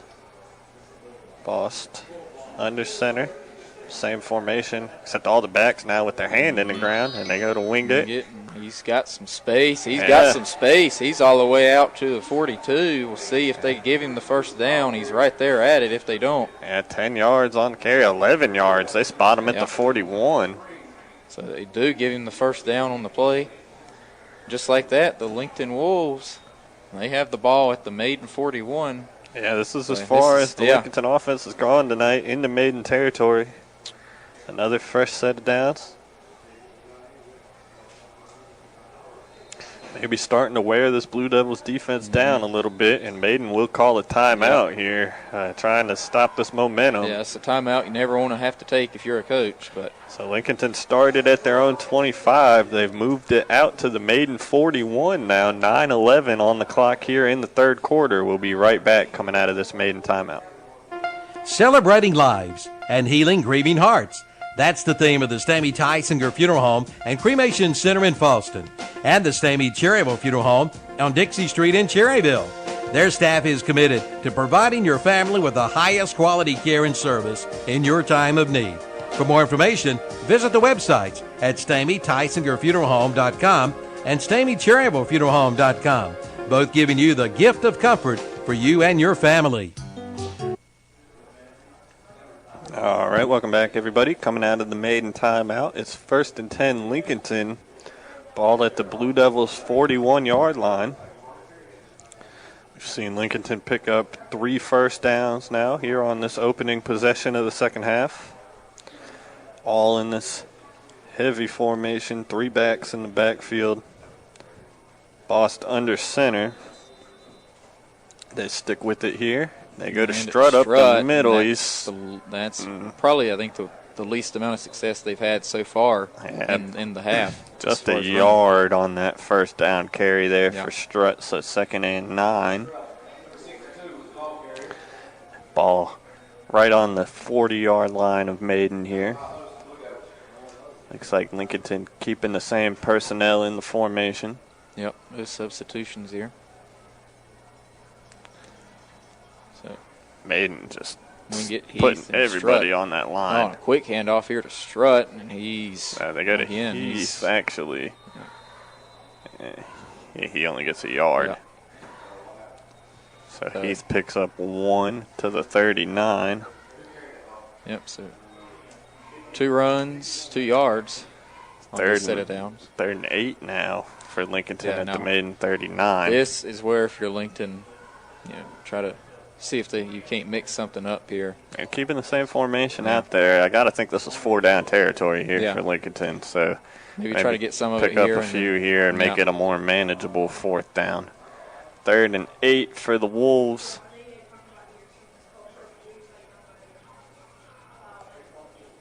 Ooh. Long wait here before the snap. There they go. And now they hand it to Heath. Well, maybe that's why. Trying to lull him to sleep. Yeah. About 5 yards. 5 yards on the carry there for Heath. Makes it 4th and 3. You said on the previous snap they kind of quick snapped him, and then this time they just run it all the way down to the last second. I was worried one of the Lincolnton players were going to flinch. Looked like their backs were kind of raring to go there, but they held firm, and Heath picks up 5 yards on 3rd and 8. So 4th and 3, Lincolnton at the Maiden 34. This is a big play here, Lincolnton. Got to get something out of this drive. They've been successful to this point. They stay in the heavy formation. Yeah, huge play right here, and they do get them to jump. Got them to jump, yeah. So that'll give Lincolnton a 1st down. Yeah.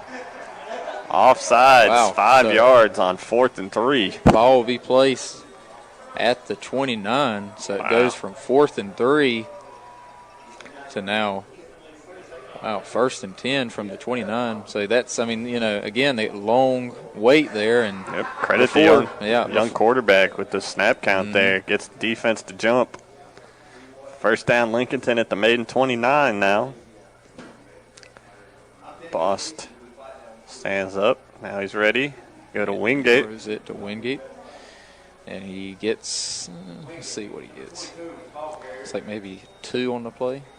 Yeah, we'll see where they spot him. Maybe even, maybe 1. Yeah, it looks like they'll give him just a yard to the 28. So 2nd and 9 now. That puts Wingate at 50 yards on the night on 11 carries so far, by my count. So 2nd and 9 now, Lincolnton.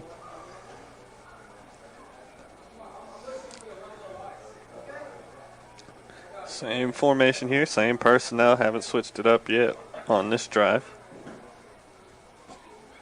And they go right back to Wingate, same play, pushes his own blocker out of the way. He's out to the 20. I think he's going to be maybe a yard short of the 1st, but it'll bring up 3rd and 1. That's right where Lincolnton wants to be, 3rd and 1. They got just the play for that. Yep. Same one, yeah.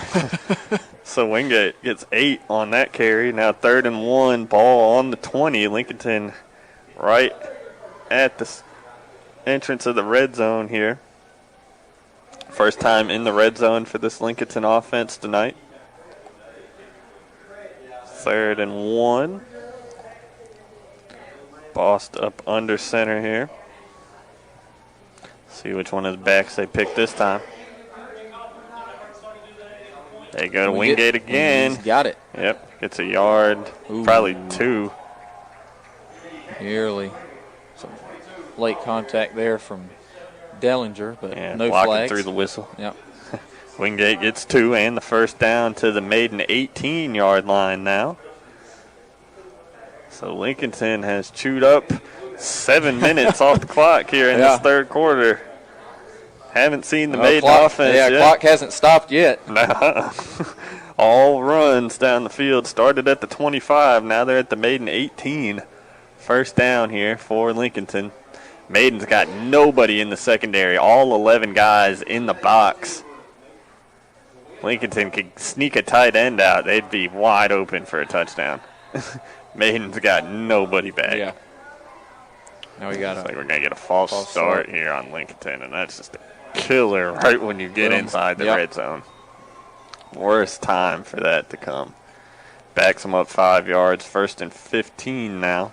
Yep. Ball will be placed at the 23. But Lincolnton, they have been getting some bigger chunk runs on this drive, 8, 9, 10 yards. This drive a lot better than they have on their others. So now right there, obviously, the penalty. First time they've really been kind of put behind the chains by something like that. But yeah, 1st and 15 here for Lincolnton. They stick with the heavy formation. Maiden, still all 11 guys in the box here. Brought their safeties down. There's nobody. Yeah, there's nobody. All 11 defenders within 5 yards of the line of scrimmage here. Boston under center. They go to Heath.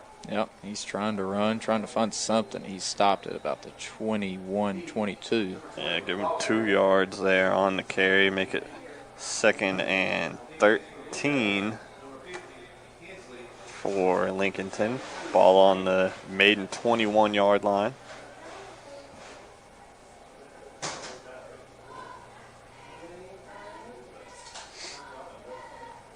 Lincolnton offense looking to the sideline here.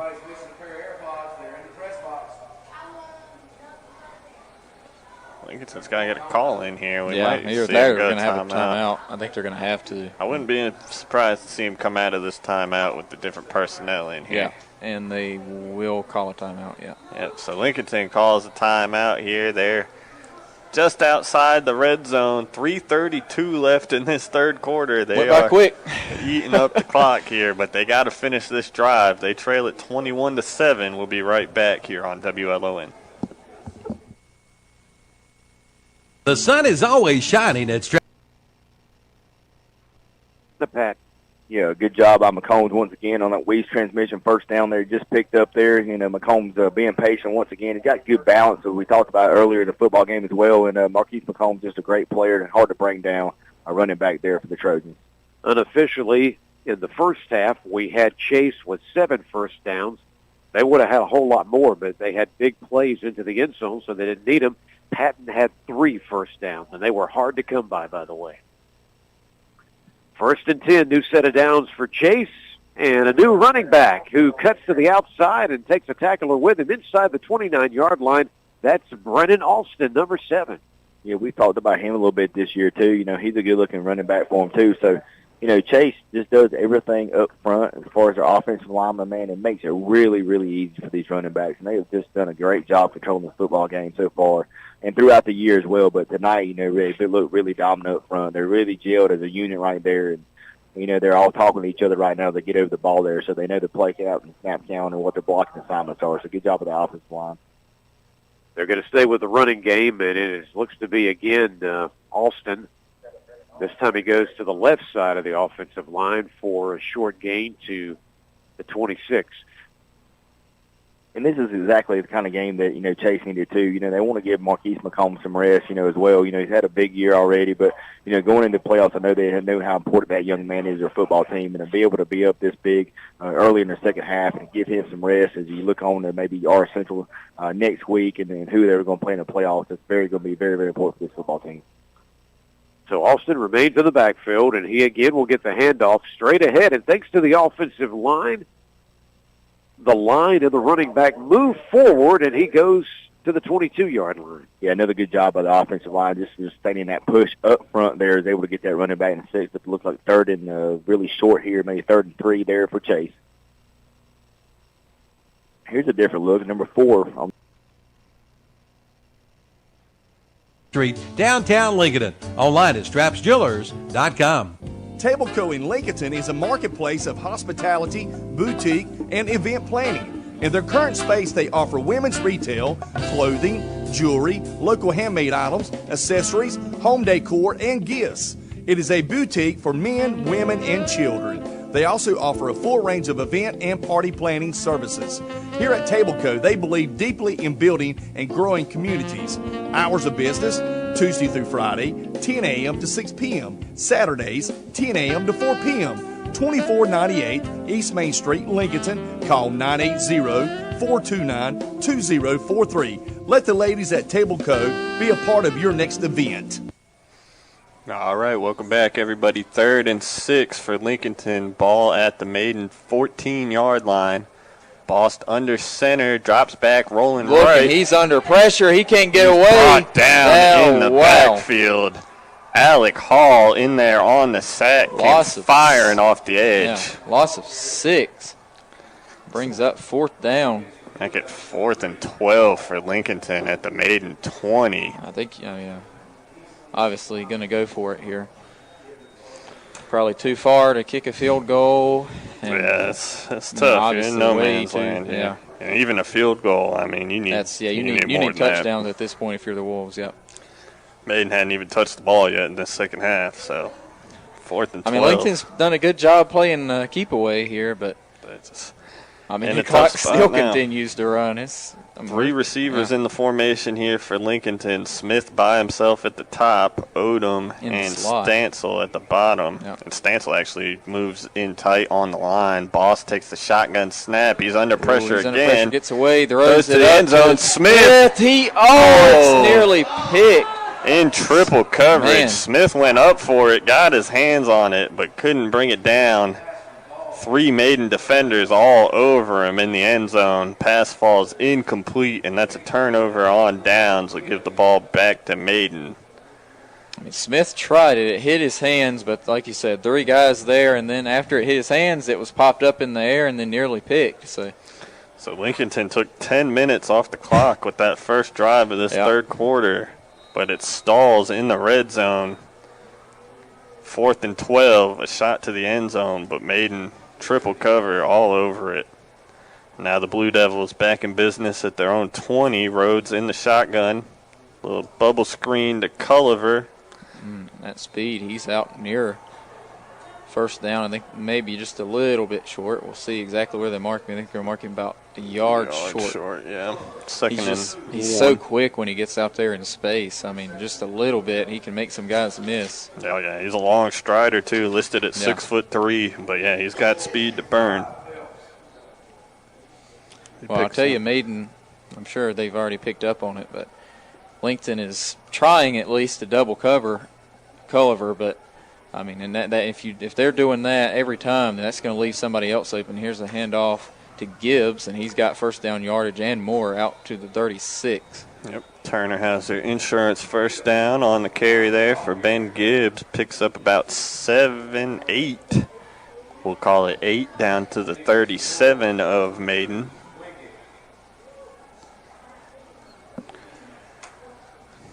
So Maiden picks up a first down here. As we are inside 2 minutes to play in this third quarter. Rhodes in the shotgun here. Maiden condenses the formation a little bit, puts Culliver in motion and Sigmund in motion. All 4 receivers to the near side. Rhodes rolls that way. Rolling. He's going to throw to his sideline, incomplete, just a little high. Too tall, looking for Jacob Sigmund there on the out route. Falls incomplete. If he would have kept his eye, if Rhodes would have kept his eyes upfield for just a split second longer, he probably could have seen that Culliver again was just gone. He had burned past 2 guys. I don't know why he ever looks anywhere else. Yeah. As soon as I drop back, I'm looking right for Culliver every time. Right there. If he was able to put the throw where it needed to be, Culliver, he had at least 3 or 4 steps on his guys. There's two guys back there trying to cover him, and he had 2, 3 steps on both of them. So 2nd and 10, Maiden. A little bubble screen here. No blocking whatsoever on the screen. Tackle. Anthony Odom blows it up in the backfield. Loss of 3. Complete out to Karen McDaniel, but he's loses a few yards, and that'll make it 3rd and 13 now, Maiden. Big play here for the Lincolnton defense.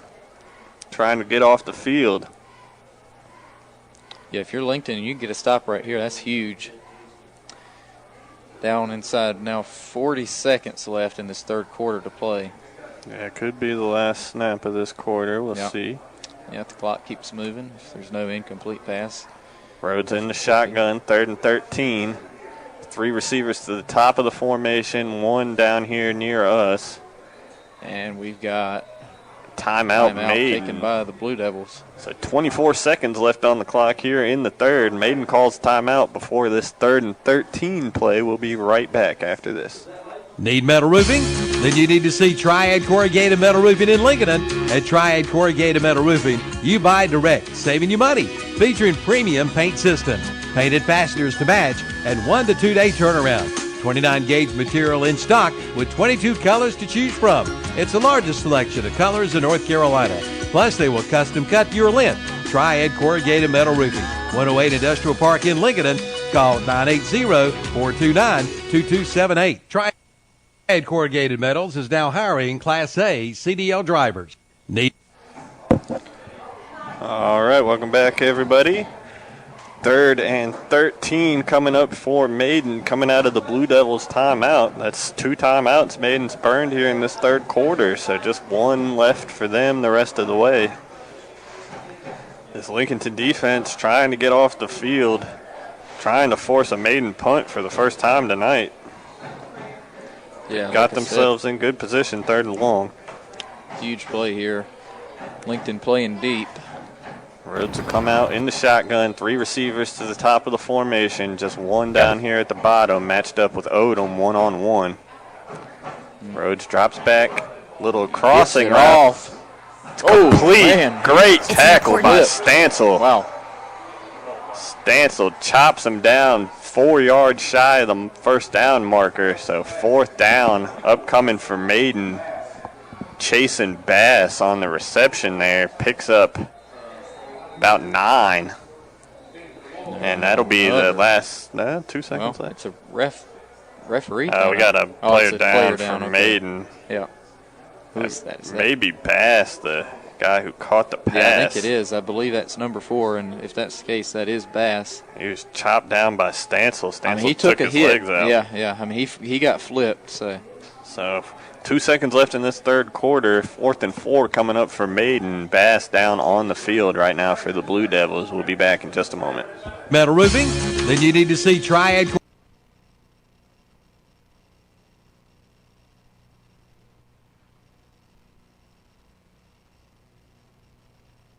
Early 3rd quarter touchdown. They lead Cherryville 40-0. So, Jam and Jay's Pizza Factory kickoff by Nunez. And puts this one into the end zone. Shelby actually catches it at the 1, so they're going to return it. Yeah, working across Adams. Yep, all the way across the field again. 20, 25, 30, 35, 40. Again, a nice return. Yeah, really nice job there. They've got the guys who are able to take it. You know, you got to be fast to take it from one end of the field to the other. Yep. So, first half penalties, Shelby 6 for 55. East Gaston 6 for 65. Shelby with 10 first downs. East with 4. So they're on their own 39-yard line. So second half. Who's out there for a quarter? I'm looking down here. It's Lee. So Lee's still out there. They got 2 receivers on each side stacked, but it's a handoff to, I'll tell you the number here in a second. Again, Josiah, she gets slammed down by Lucas, and they throw the flag. Was that 22, the ball carrier? Yeah, it was 22 key. So they gave him, I'm not sure what they gave him. They gave him about 4. Okay. So 22, and then he got slung. That's just a frustration penalty for the Warriors. In Lucas's defense, I saw him do that about 3 times in the first half and didn't get called, so I don't know why you're calling it now. Well, the reason why they're calling it now is they think it's going to get a little tighter. Yeah. I mean, they need to call a little tighter because they're scared about this thing getting out of hand, and I don't blame them. So East Gaston with a 15-yard penalty, and, hopefully this thing doesn't get ugly, Brent. Yeah.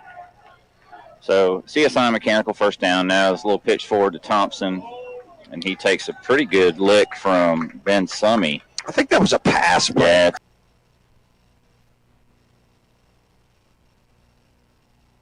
Building, let me tell you the place to go. Unrivaled Metal Buildings in Lincolnton. With over 20 years experience, they specialize in metal carports, garages, RV covers, storage sheds, and more. They service over 40 states. They offer bank financing and a credit-free rent-to-own program. All of their units are engineered certified to meet local wind and snow requirements. Commercial sizes are available as well. Address is 2541 East Main Street, Lincolnton, or call 844-848-8676. Also, check their website out at unrivaledmetalbuildings.com.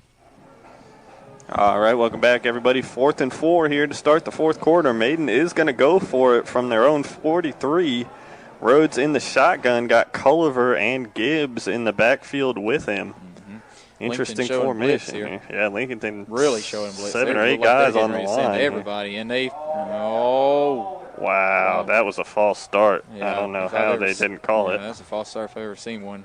They hand it to Culliver. He runs trying backwards. To make guys miss, trying to get the corner. He can't do it. He's going to be tackled and pushed out of bounds at about the 38-yard line. Yeah, Anthony Odom runs him out of bounds. Loss of 3 and a turnover on down. So Lincolnton, that's an interesting call there for Maiden because Lincolnton is not a quick strike offense, and now they don't have to be. They don't have to be, because they're going to have this ball and they're going to start at the Maiden 40. So excellent starting field position here for the Wolves.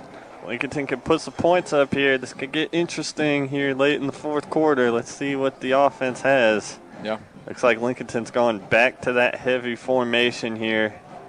I see Heath and Strutt and Wingate in the huddle. Yep, that's the normal trio back there. Yep. Bossed under center here. They're going quick. Oh, man. Yeah. They give it to Wingate. Space all the way down to, looks like 32-yard line. We'll see exactly where they mark him. 8 yards on that first down carry. They mark him at the 33. So 7 yards on that first down carry. 2nd and 3 coming up. Lincolnton right back on the football here. They're going really quick here, and they get a false start. Dellinger just a jumps. killer. Yep. So go from 2nd and 3 to 2nd and 8, just like that. Biggest problem all night for the Wolves has been when they get behind the chains, and right there it is again. So it goes from 2nd and 3 to 2nd and 8 now after that false start. Backs it up to the Maiden 38.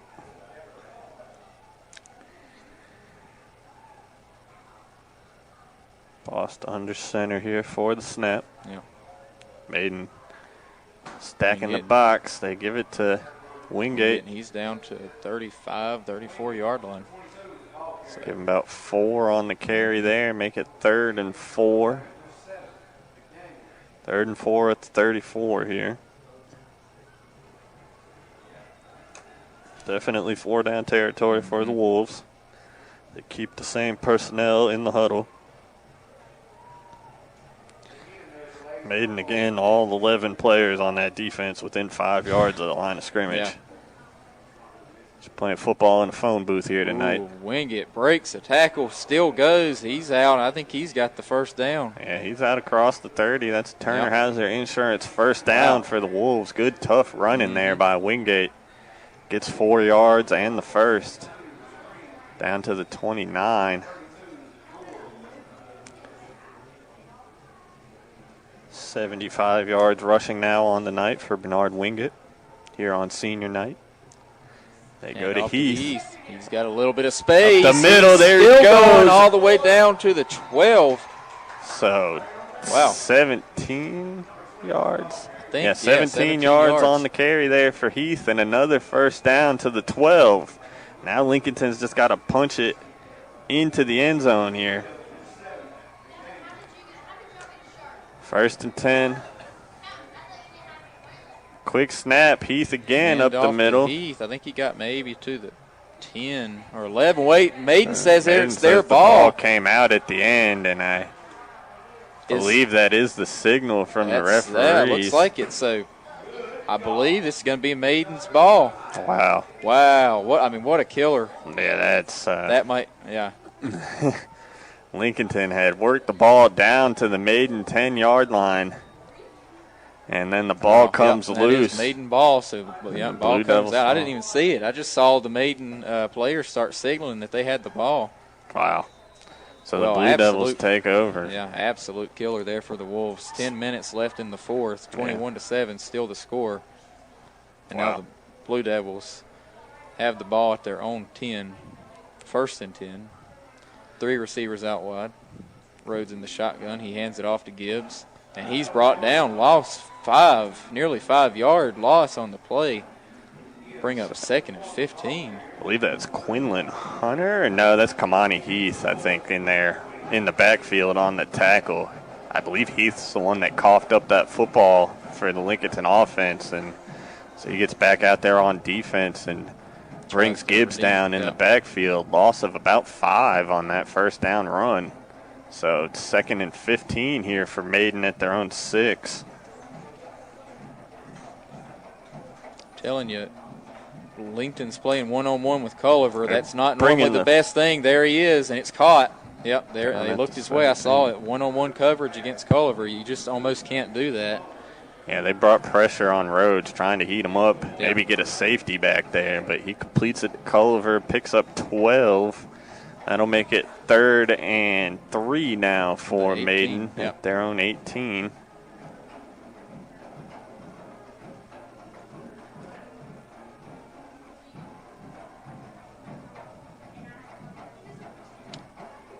Rhodes looking to the sideline, telling his team to play. Rhodes in the shotgun, 2 receivers to either side. Gibbs in the backfield with him. Lincolnton showing pressure again. Hand it off to Gibbs. Gibbs is going to have right near first down yardage. Yeah, needed 3. Looks like he got 4 out to the 22. So first down. Turner has their insurance first down, and Maiden will keep that clock ticking. Strutt in there to make the tackle at the end. But Maiden gets the first down at their own 22. 4 wideouts in the formation, 2 to either side. Gives back there in Rhodes in the shotgun. Now they motion him out. So 5 wide now. Yep, 5 wide here. Gibbs rolls right. Rolling. Gibbs, Rhodes. Yep, and it's caught by Culliver on the sideline. I think is that Culliver? Yeah. I think that's Hall. Yeah, Alec Hall with the completion. Sideline there. That gives them, where'd they spot that? Down at the 33. Yes. So 11 yards on the completion and another first down for the Blue Devils.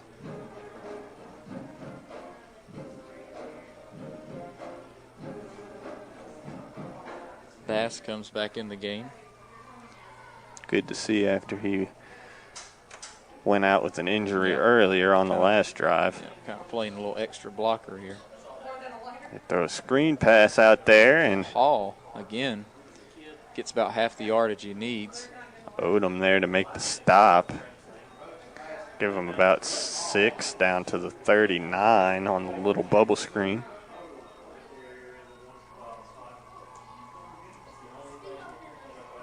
Yep, so 2nd and 4 coming up from their Maiden 39. Clock now at 7 minutes, so clock continues to wind. Lincolnton showing pressure blitz. again. They do. Just gets another screen pass. Rhodes tried to just get it out really quick to Culliver out there. Couldn't quite get it to him, just overthrew it. Yeah, threw it behind him, and I wonder if maybe that was a lateral, like a fumble. It should have lost a couple yards, but I think they just called it an incomplete pass. You probably could have made a case for it. I mean, it really did look like it went backwards. Yeah, usually if you throw it behind the receiver like that, it probably went backwards, but it'd be 3rd and 4 here, Maiden at their own 39. Rhodes line up in the shotgun again here. And whistle. Not sure what that whistle was. Not even, the ref just decided he just wanted to blow the whistle. Yeah. All right, now we're ready to go. 3rd and 4. Lincoln showing pressure again. And now we got a false start. Yeah, Hall on the outside, left early. Yep, so that'll move Maiden back 5 yards. Make it 3rd and 9. 3rd and 9 at their own 34 is what we are looking at here.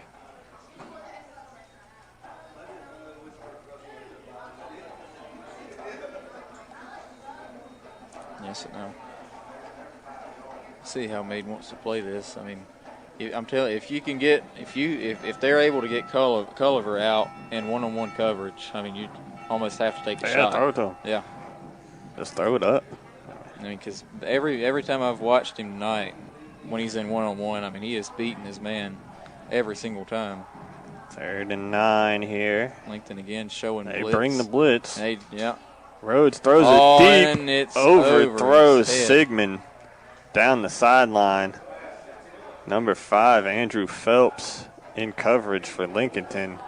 That makes it 4th and 9 Maiden now, and it looks like gotta think they'll punt, but Rhodes is still out there. It's a flag down on the play. They'll back him up. Well, if they accepted it, I think they're flying it. Yeah. Okay, I was going to say if they accept it, it's going to make it 3rd down again. was a hold on Maiden declined by Lincolnton. The referee started moving the ball back and then stopped. So 4th and 9 now is Maiden. We've already seen Maiden go for it on 4th down in there. Now here comes the punt team. So Lincolnton will get it back here, down 2 scores with about 6 minutes left. DeAndre Smith back deep. We've seen how dangerous he is in this return game. He sets up back at his own 35. Yeah, probably see a punt that tries to keep it away from him here. Probably like a low kick punt. It out of bounds. Yeah. Oh, they're going to kick it right to him. Yeah, he's going to maybe get bounce. it. No. He's just going to let it bounce.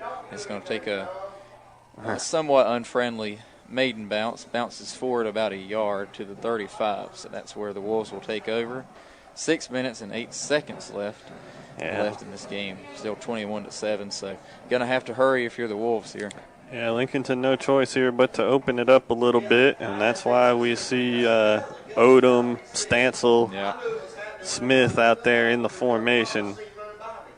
Yeah, the running backs, the running game, you got to think is essentially done. Here and there maybe switch in a few run plays, but still maybe hand it off a couple times, but definitely got to open it up some here. We got a timeout taken. Got something. I think a timeout. I never saw a signal. I just see both teams walking. We got some sort of timeout here on the field, so we're going to step aside and be back. 6:08 left to play in this ball game. Lincolnton down 2 scores, but they're taking over at their own 35 with the ball when we come back. Vondrell Corporation in Newton is now hiring. Vondrell Corporation is a values-driven, family and employee-owned business who understands our biggest asset is their people. If you are looking to be a part of a positive culture with a great future and stability, your job search is... All right, good evening, everybody. Let me turn my mic down there for a second. Good evening, everybody. I want to give you some updates. We're going to be going offline about 9:45, about 8 more minutes. We're going to be going offline. The post-game show will begin online at 10 o'clock. We'll pick up on the radio whenever all the games are done. It may be a long time. I don't know what these guys are doing, but I want to get back to Lincoln right now. In regulation, Wolves down 21-7 here. Come out in the I formation, 1 receiver to either side. Now Stancil in motion across the formation. Play action. Boss dropping back. He's going down the field for Dellinger. He brings it in. 45. Wow. Well, there you go. 20 yards on the first down completion. A Turner Hazard Insurance first down from Boss to Dellinger. Down to the 45. Dellinger went up over 2 defenders and brought it down. Impressive catch. First completion for Lincolnton since the first drive of the ball game. Now they've got it 1st and 10 at the Maiden 45. And they throw it out to Smith, complete. He's out to the 35, 34-yard line before he's brought out of bounds. Another first down. Give him 10 to the 35. Yeah. And they will move the chains, I think. Should. I don't see why they wouldn't. Here we go. Well, there we go. There they go. They finally took a minute. Them. So back-to-back completions, 30 yards covered here for Lincolnton. Staying in that I formation, 2 receivers out wide. We'll see if they put 1 in motion here. They don't. They hand it off. Oh, my goodness. Brought down in the backfield. Lost at 2 yards. I don't know the number. He's got his – it's 50. Is that 57, 52? 52. 52. Stancil not happy about something must have been said to him after he got taken down to the ground. He got up Drew McClaw. with something to say to McClaw. Yeah. He was just there before the run even barely got started. Loses 2. 2nd and 12 coming up here from the 37.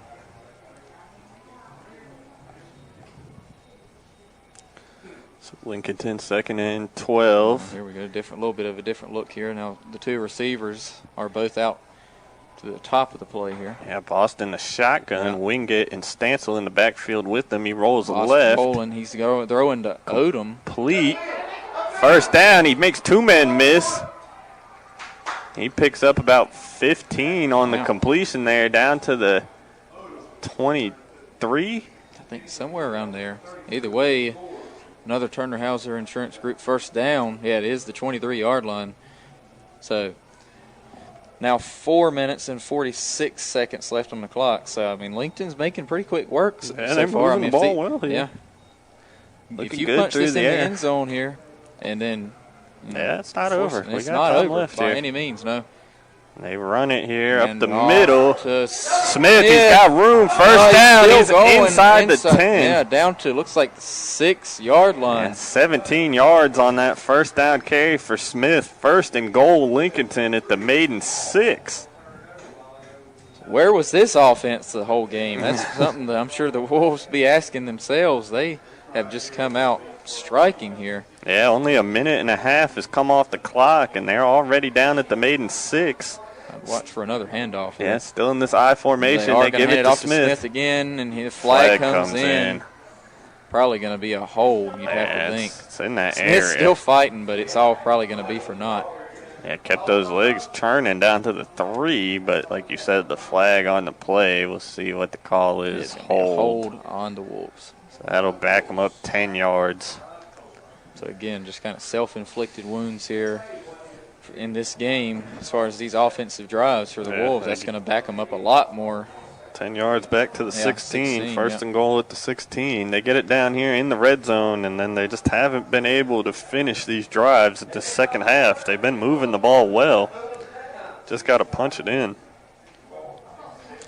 So first and goal, Lincolnton from the 16. They send Odom out wide. Smith and Phelps join them out there. 3 to the top of the field. Wingate next to Bost in the backfield. Yep, in the shotgun here. Probably use Wingate as a blocker. They do. He's going to roll out. Throwing to Smith in the end zone. He goes up. Can't come down with it. Hit him in the hand, Smith. Smith went up high. He was pushed in the back. Came down hard. Yeah. He's a little slow to get up, but looks okay. Yeah, I think that might have just. I think he may have just been kind of sitting there for a minute thinking. Yeah, wishing he'd been able to pull that one in. Throw was a little high. He went way up there to try and get it. I don't know if he'd have come down with it in bounds, even if he had brought it in. So, second and goal now from the 16 for Lincolnton. I like that play call there. Had Smith on a little post to the corner. Now they throw a little swing pass here to. Was that? I'm not sure who caught that one. Might be Phelps. Yeah, number 5, Phelps. Andrew Phelps gets maybe a yard. And so now third and goal on the 15 here for Lincolnton. Obviously don't have to get it all here, but at least want to get something here. Make it a more manageable fourth and goal. Got Odom out wide here to the bottom of the field.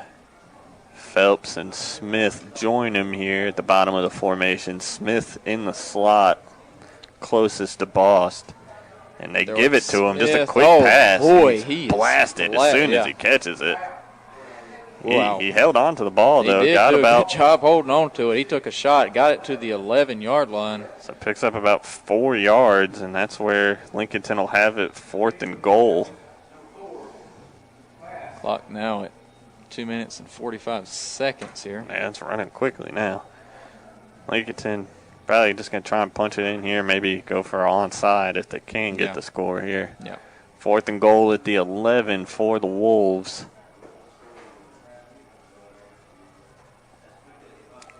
Well, here's basically the ball game right here. Yep. Just Odom. over 2 minutes left in this game, 21-7, fourth and, well, we got play blown dead. Maiden calls its last time out before the snap, so it'll be fourth and goal from the 11 when we come back. 2:19 left to play in regulation. Keep it right here on WLON. Vondrell Corporation in Newton is now hiring. Vondrell Corporation is a values-driven, family and employee-owned business who understands our biggest asset is their people. If you are looking to be a part of a positive culture with a great future and stability, your job search is over. At Vondrell, you can grow and thrive in an environment of respect, creative thinking, and involvement. Apply online at Vondrell.com. Apply in person at 2245 West Maiden Road, Newton. Call 828-428-8255 8994. Fontrail Corporation in Newton. All right, welcome back, everybody. Coming out of the Maiden timeout, it'll be 4th and goal for Lincolnton at the 11-yard line of the Blue Devils. Really, the ball game on the line here. Lincolnton down 2 scores, trying to cut that in half with a touchdown here. 2:19 left to play in this 4th quarter. 3 receivers in the formation. Odom up at the top. Yep. Phelps and not sure who that is. That's Wingate. They look into Smith on a little wheel route. Zone, and it's falls incomplete. Wow. I don't know who. I think that was Ben Gibbs for Maiden, came up in coverage. It was actually Culliver came up and knocked it away in the end zone. Creative play call there. I like that. They lined Smith up in the backfield. He needs help. I thought for a minute it was Smith. Smith was down in the end zone. I thought for a minute he was just kind of sitting there thinking, but his teammates go over to him and signal that he needs some assistance. So DeAndre Smith in the end zone tried to make what could be the kind of game-saving play, and he is down. He fell flat. I really thought he was just kind of laying there thinking. If that game's not good now, whether they can maintain that in the second half, they've got a smaller team this year they traditionally had, whether they can maintain that in the second half. But, Central is, they're going to control the ball clock. So if they're able to get into the 3rd and 4th quarter and put points on the scoreboard, they may be able to grind out a victory here next Friday night. So everybody who's wanting to tune in next Friday night, is going to be a great time, because let me tell you something, our Central Hilltoppers, Chase Trojans, great county rivalry game. Let's see who's going to win that game next week. And the last thing Chase needs is to get defeated heading into the playoffs, because it could really flip things of them playing a home game compared to them playing a road game. If they lose that game next week, not only would demoralize them losing to a county point, but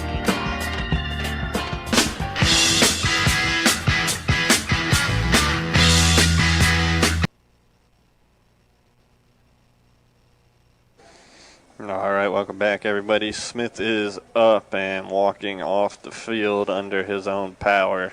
It looks like he's okay. Maybe just a little disappointed.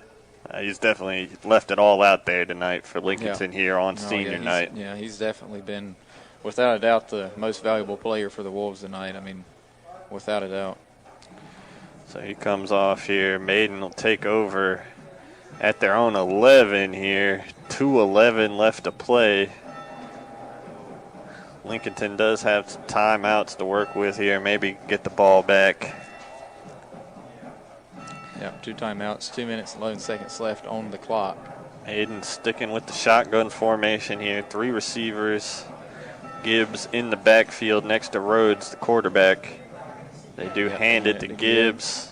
Sheds 1 tackle, and that flag comes in. Is that going to be a face mask? It could be. It came in the area of a face mask. Yeah, right after that first attempted tackle. And personal foul, face mask. So that'll move Maiden out from the shadow of their own end zone. Give them a first down at the Lincolnton 26, I believe, is where they'll put it. Yep. So once they wind the clock, that'll take us down inside 2 minutes here. 2:06, and now the clock's running. Yeah, Maiden going to take every bit of this clock here, you have to think. Yeah, they'll should just keep the ball on the ground. I think Lincolnton just has 2 timeouts left. So this one in the closing seconds here. Shotgun snap. Hand it off again to Gibbs. He's got space. He's still going all the way down to the 37, and he's got a first down with that. Yep, they do give him 11 yards and the first down there on the carry.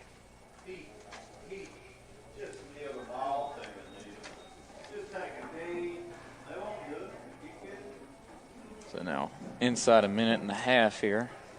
1st and 10 Blue Devils. Yep, ball on there. Probably on 26. see if they actually run a play or just take a knee on it.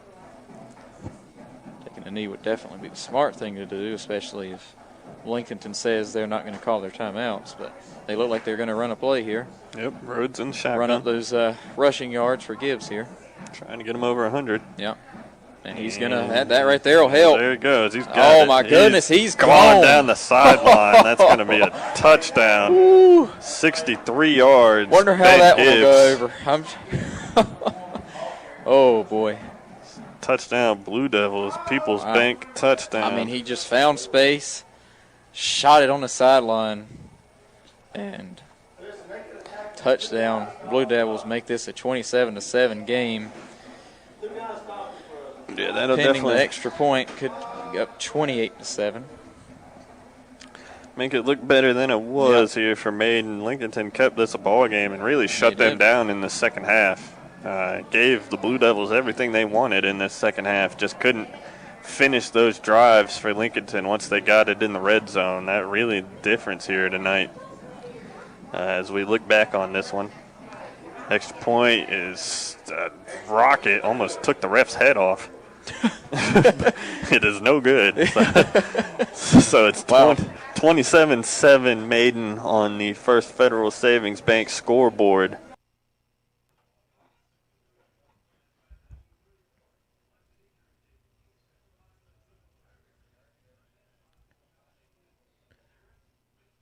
All right, welcome to the broadcast, everybody. I'm Kevin Hastings, along with Dennis Davis tonight and Andre Bush, and getting ready for the post-game show here in just a minute. We're about to sign off here on the Redzone channel.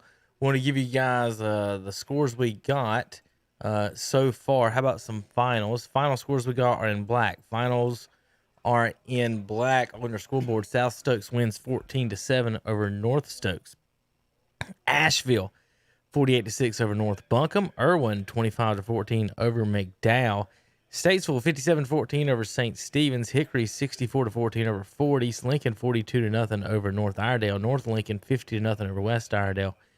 Crest 57-6 over Huss. South Point double overtime 17-14 over Forest View. 41-0 Watauga over Freedom. All the other scores in red are the latest that we have. I don't mean is the exact score. A bunch of them, all the 0-0s, obviously we don't have.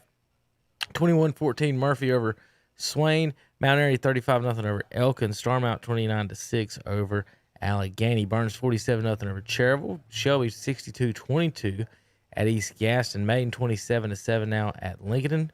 West Lincoln last we had was 16-14 against East Burke. East Burke was driving in a close game. Bunker Hill 20-6 up on Newton Conover. Chase winning big at home 52-0. That game should be final, and I'll get that from Paul Foster in just a few moments. Hendersonville up big 59-13 over Brevard. Smoky Mountain 35-14 versus Tuscola. AC Reynolds was up big 28-0 at Roberson. Early Alexander Central 12-0 over at High Brighton. That was way early. And then Kings Mountain late 44-0 over the Ashbrook Green Wave. All right, we're going to call it a night here on the Red Zone channel. Stay tuned. Come back at 10:05. 10:05, we'll come back live online for the postgame show on KTCBroadcasting.com. Thanks for listening, everybody.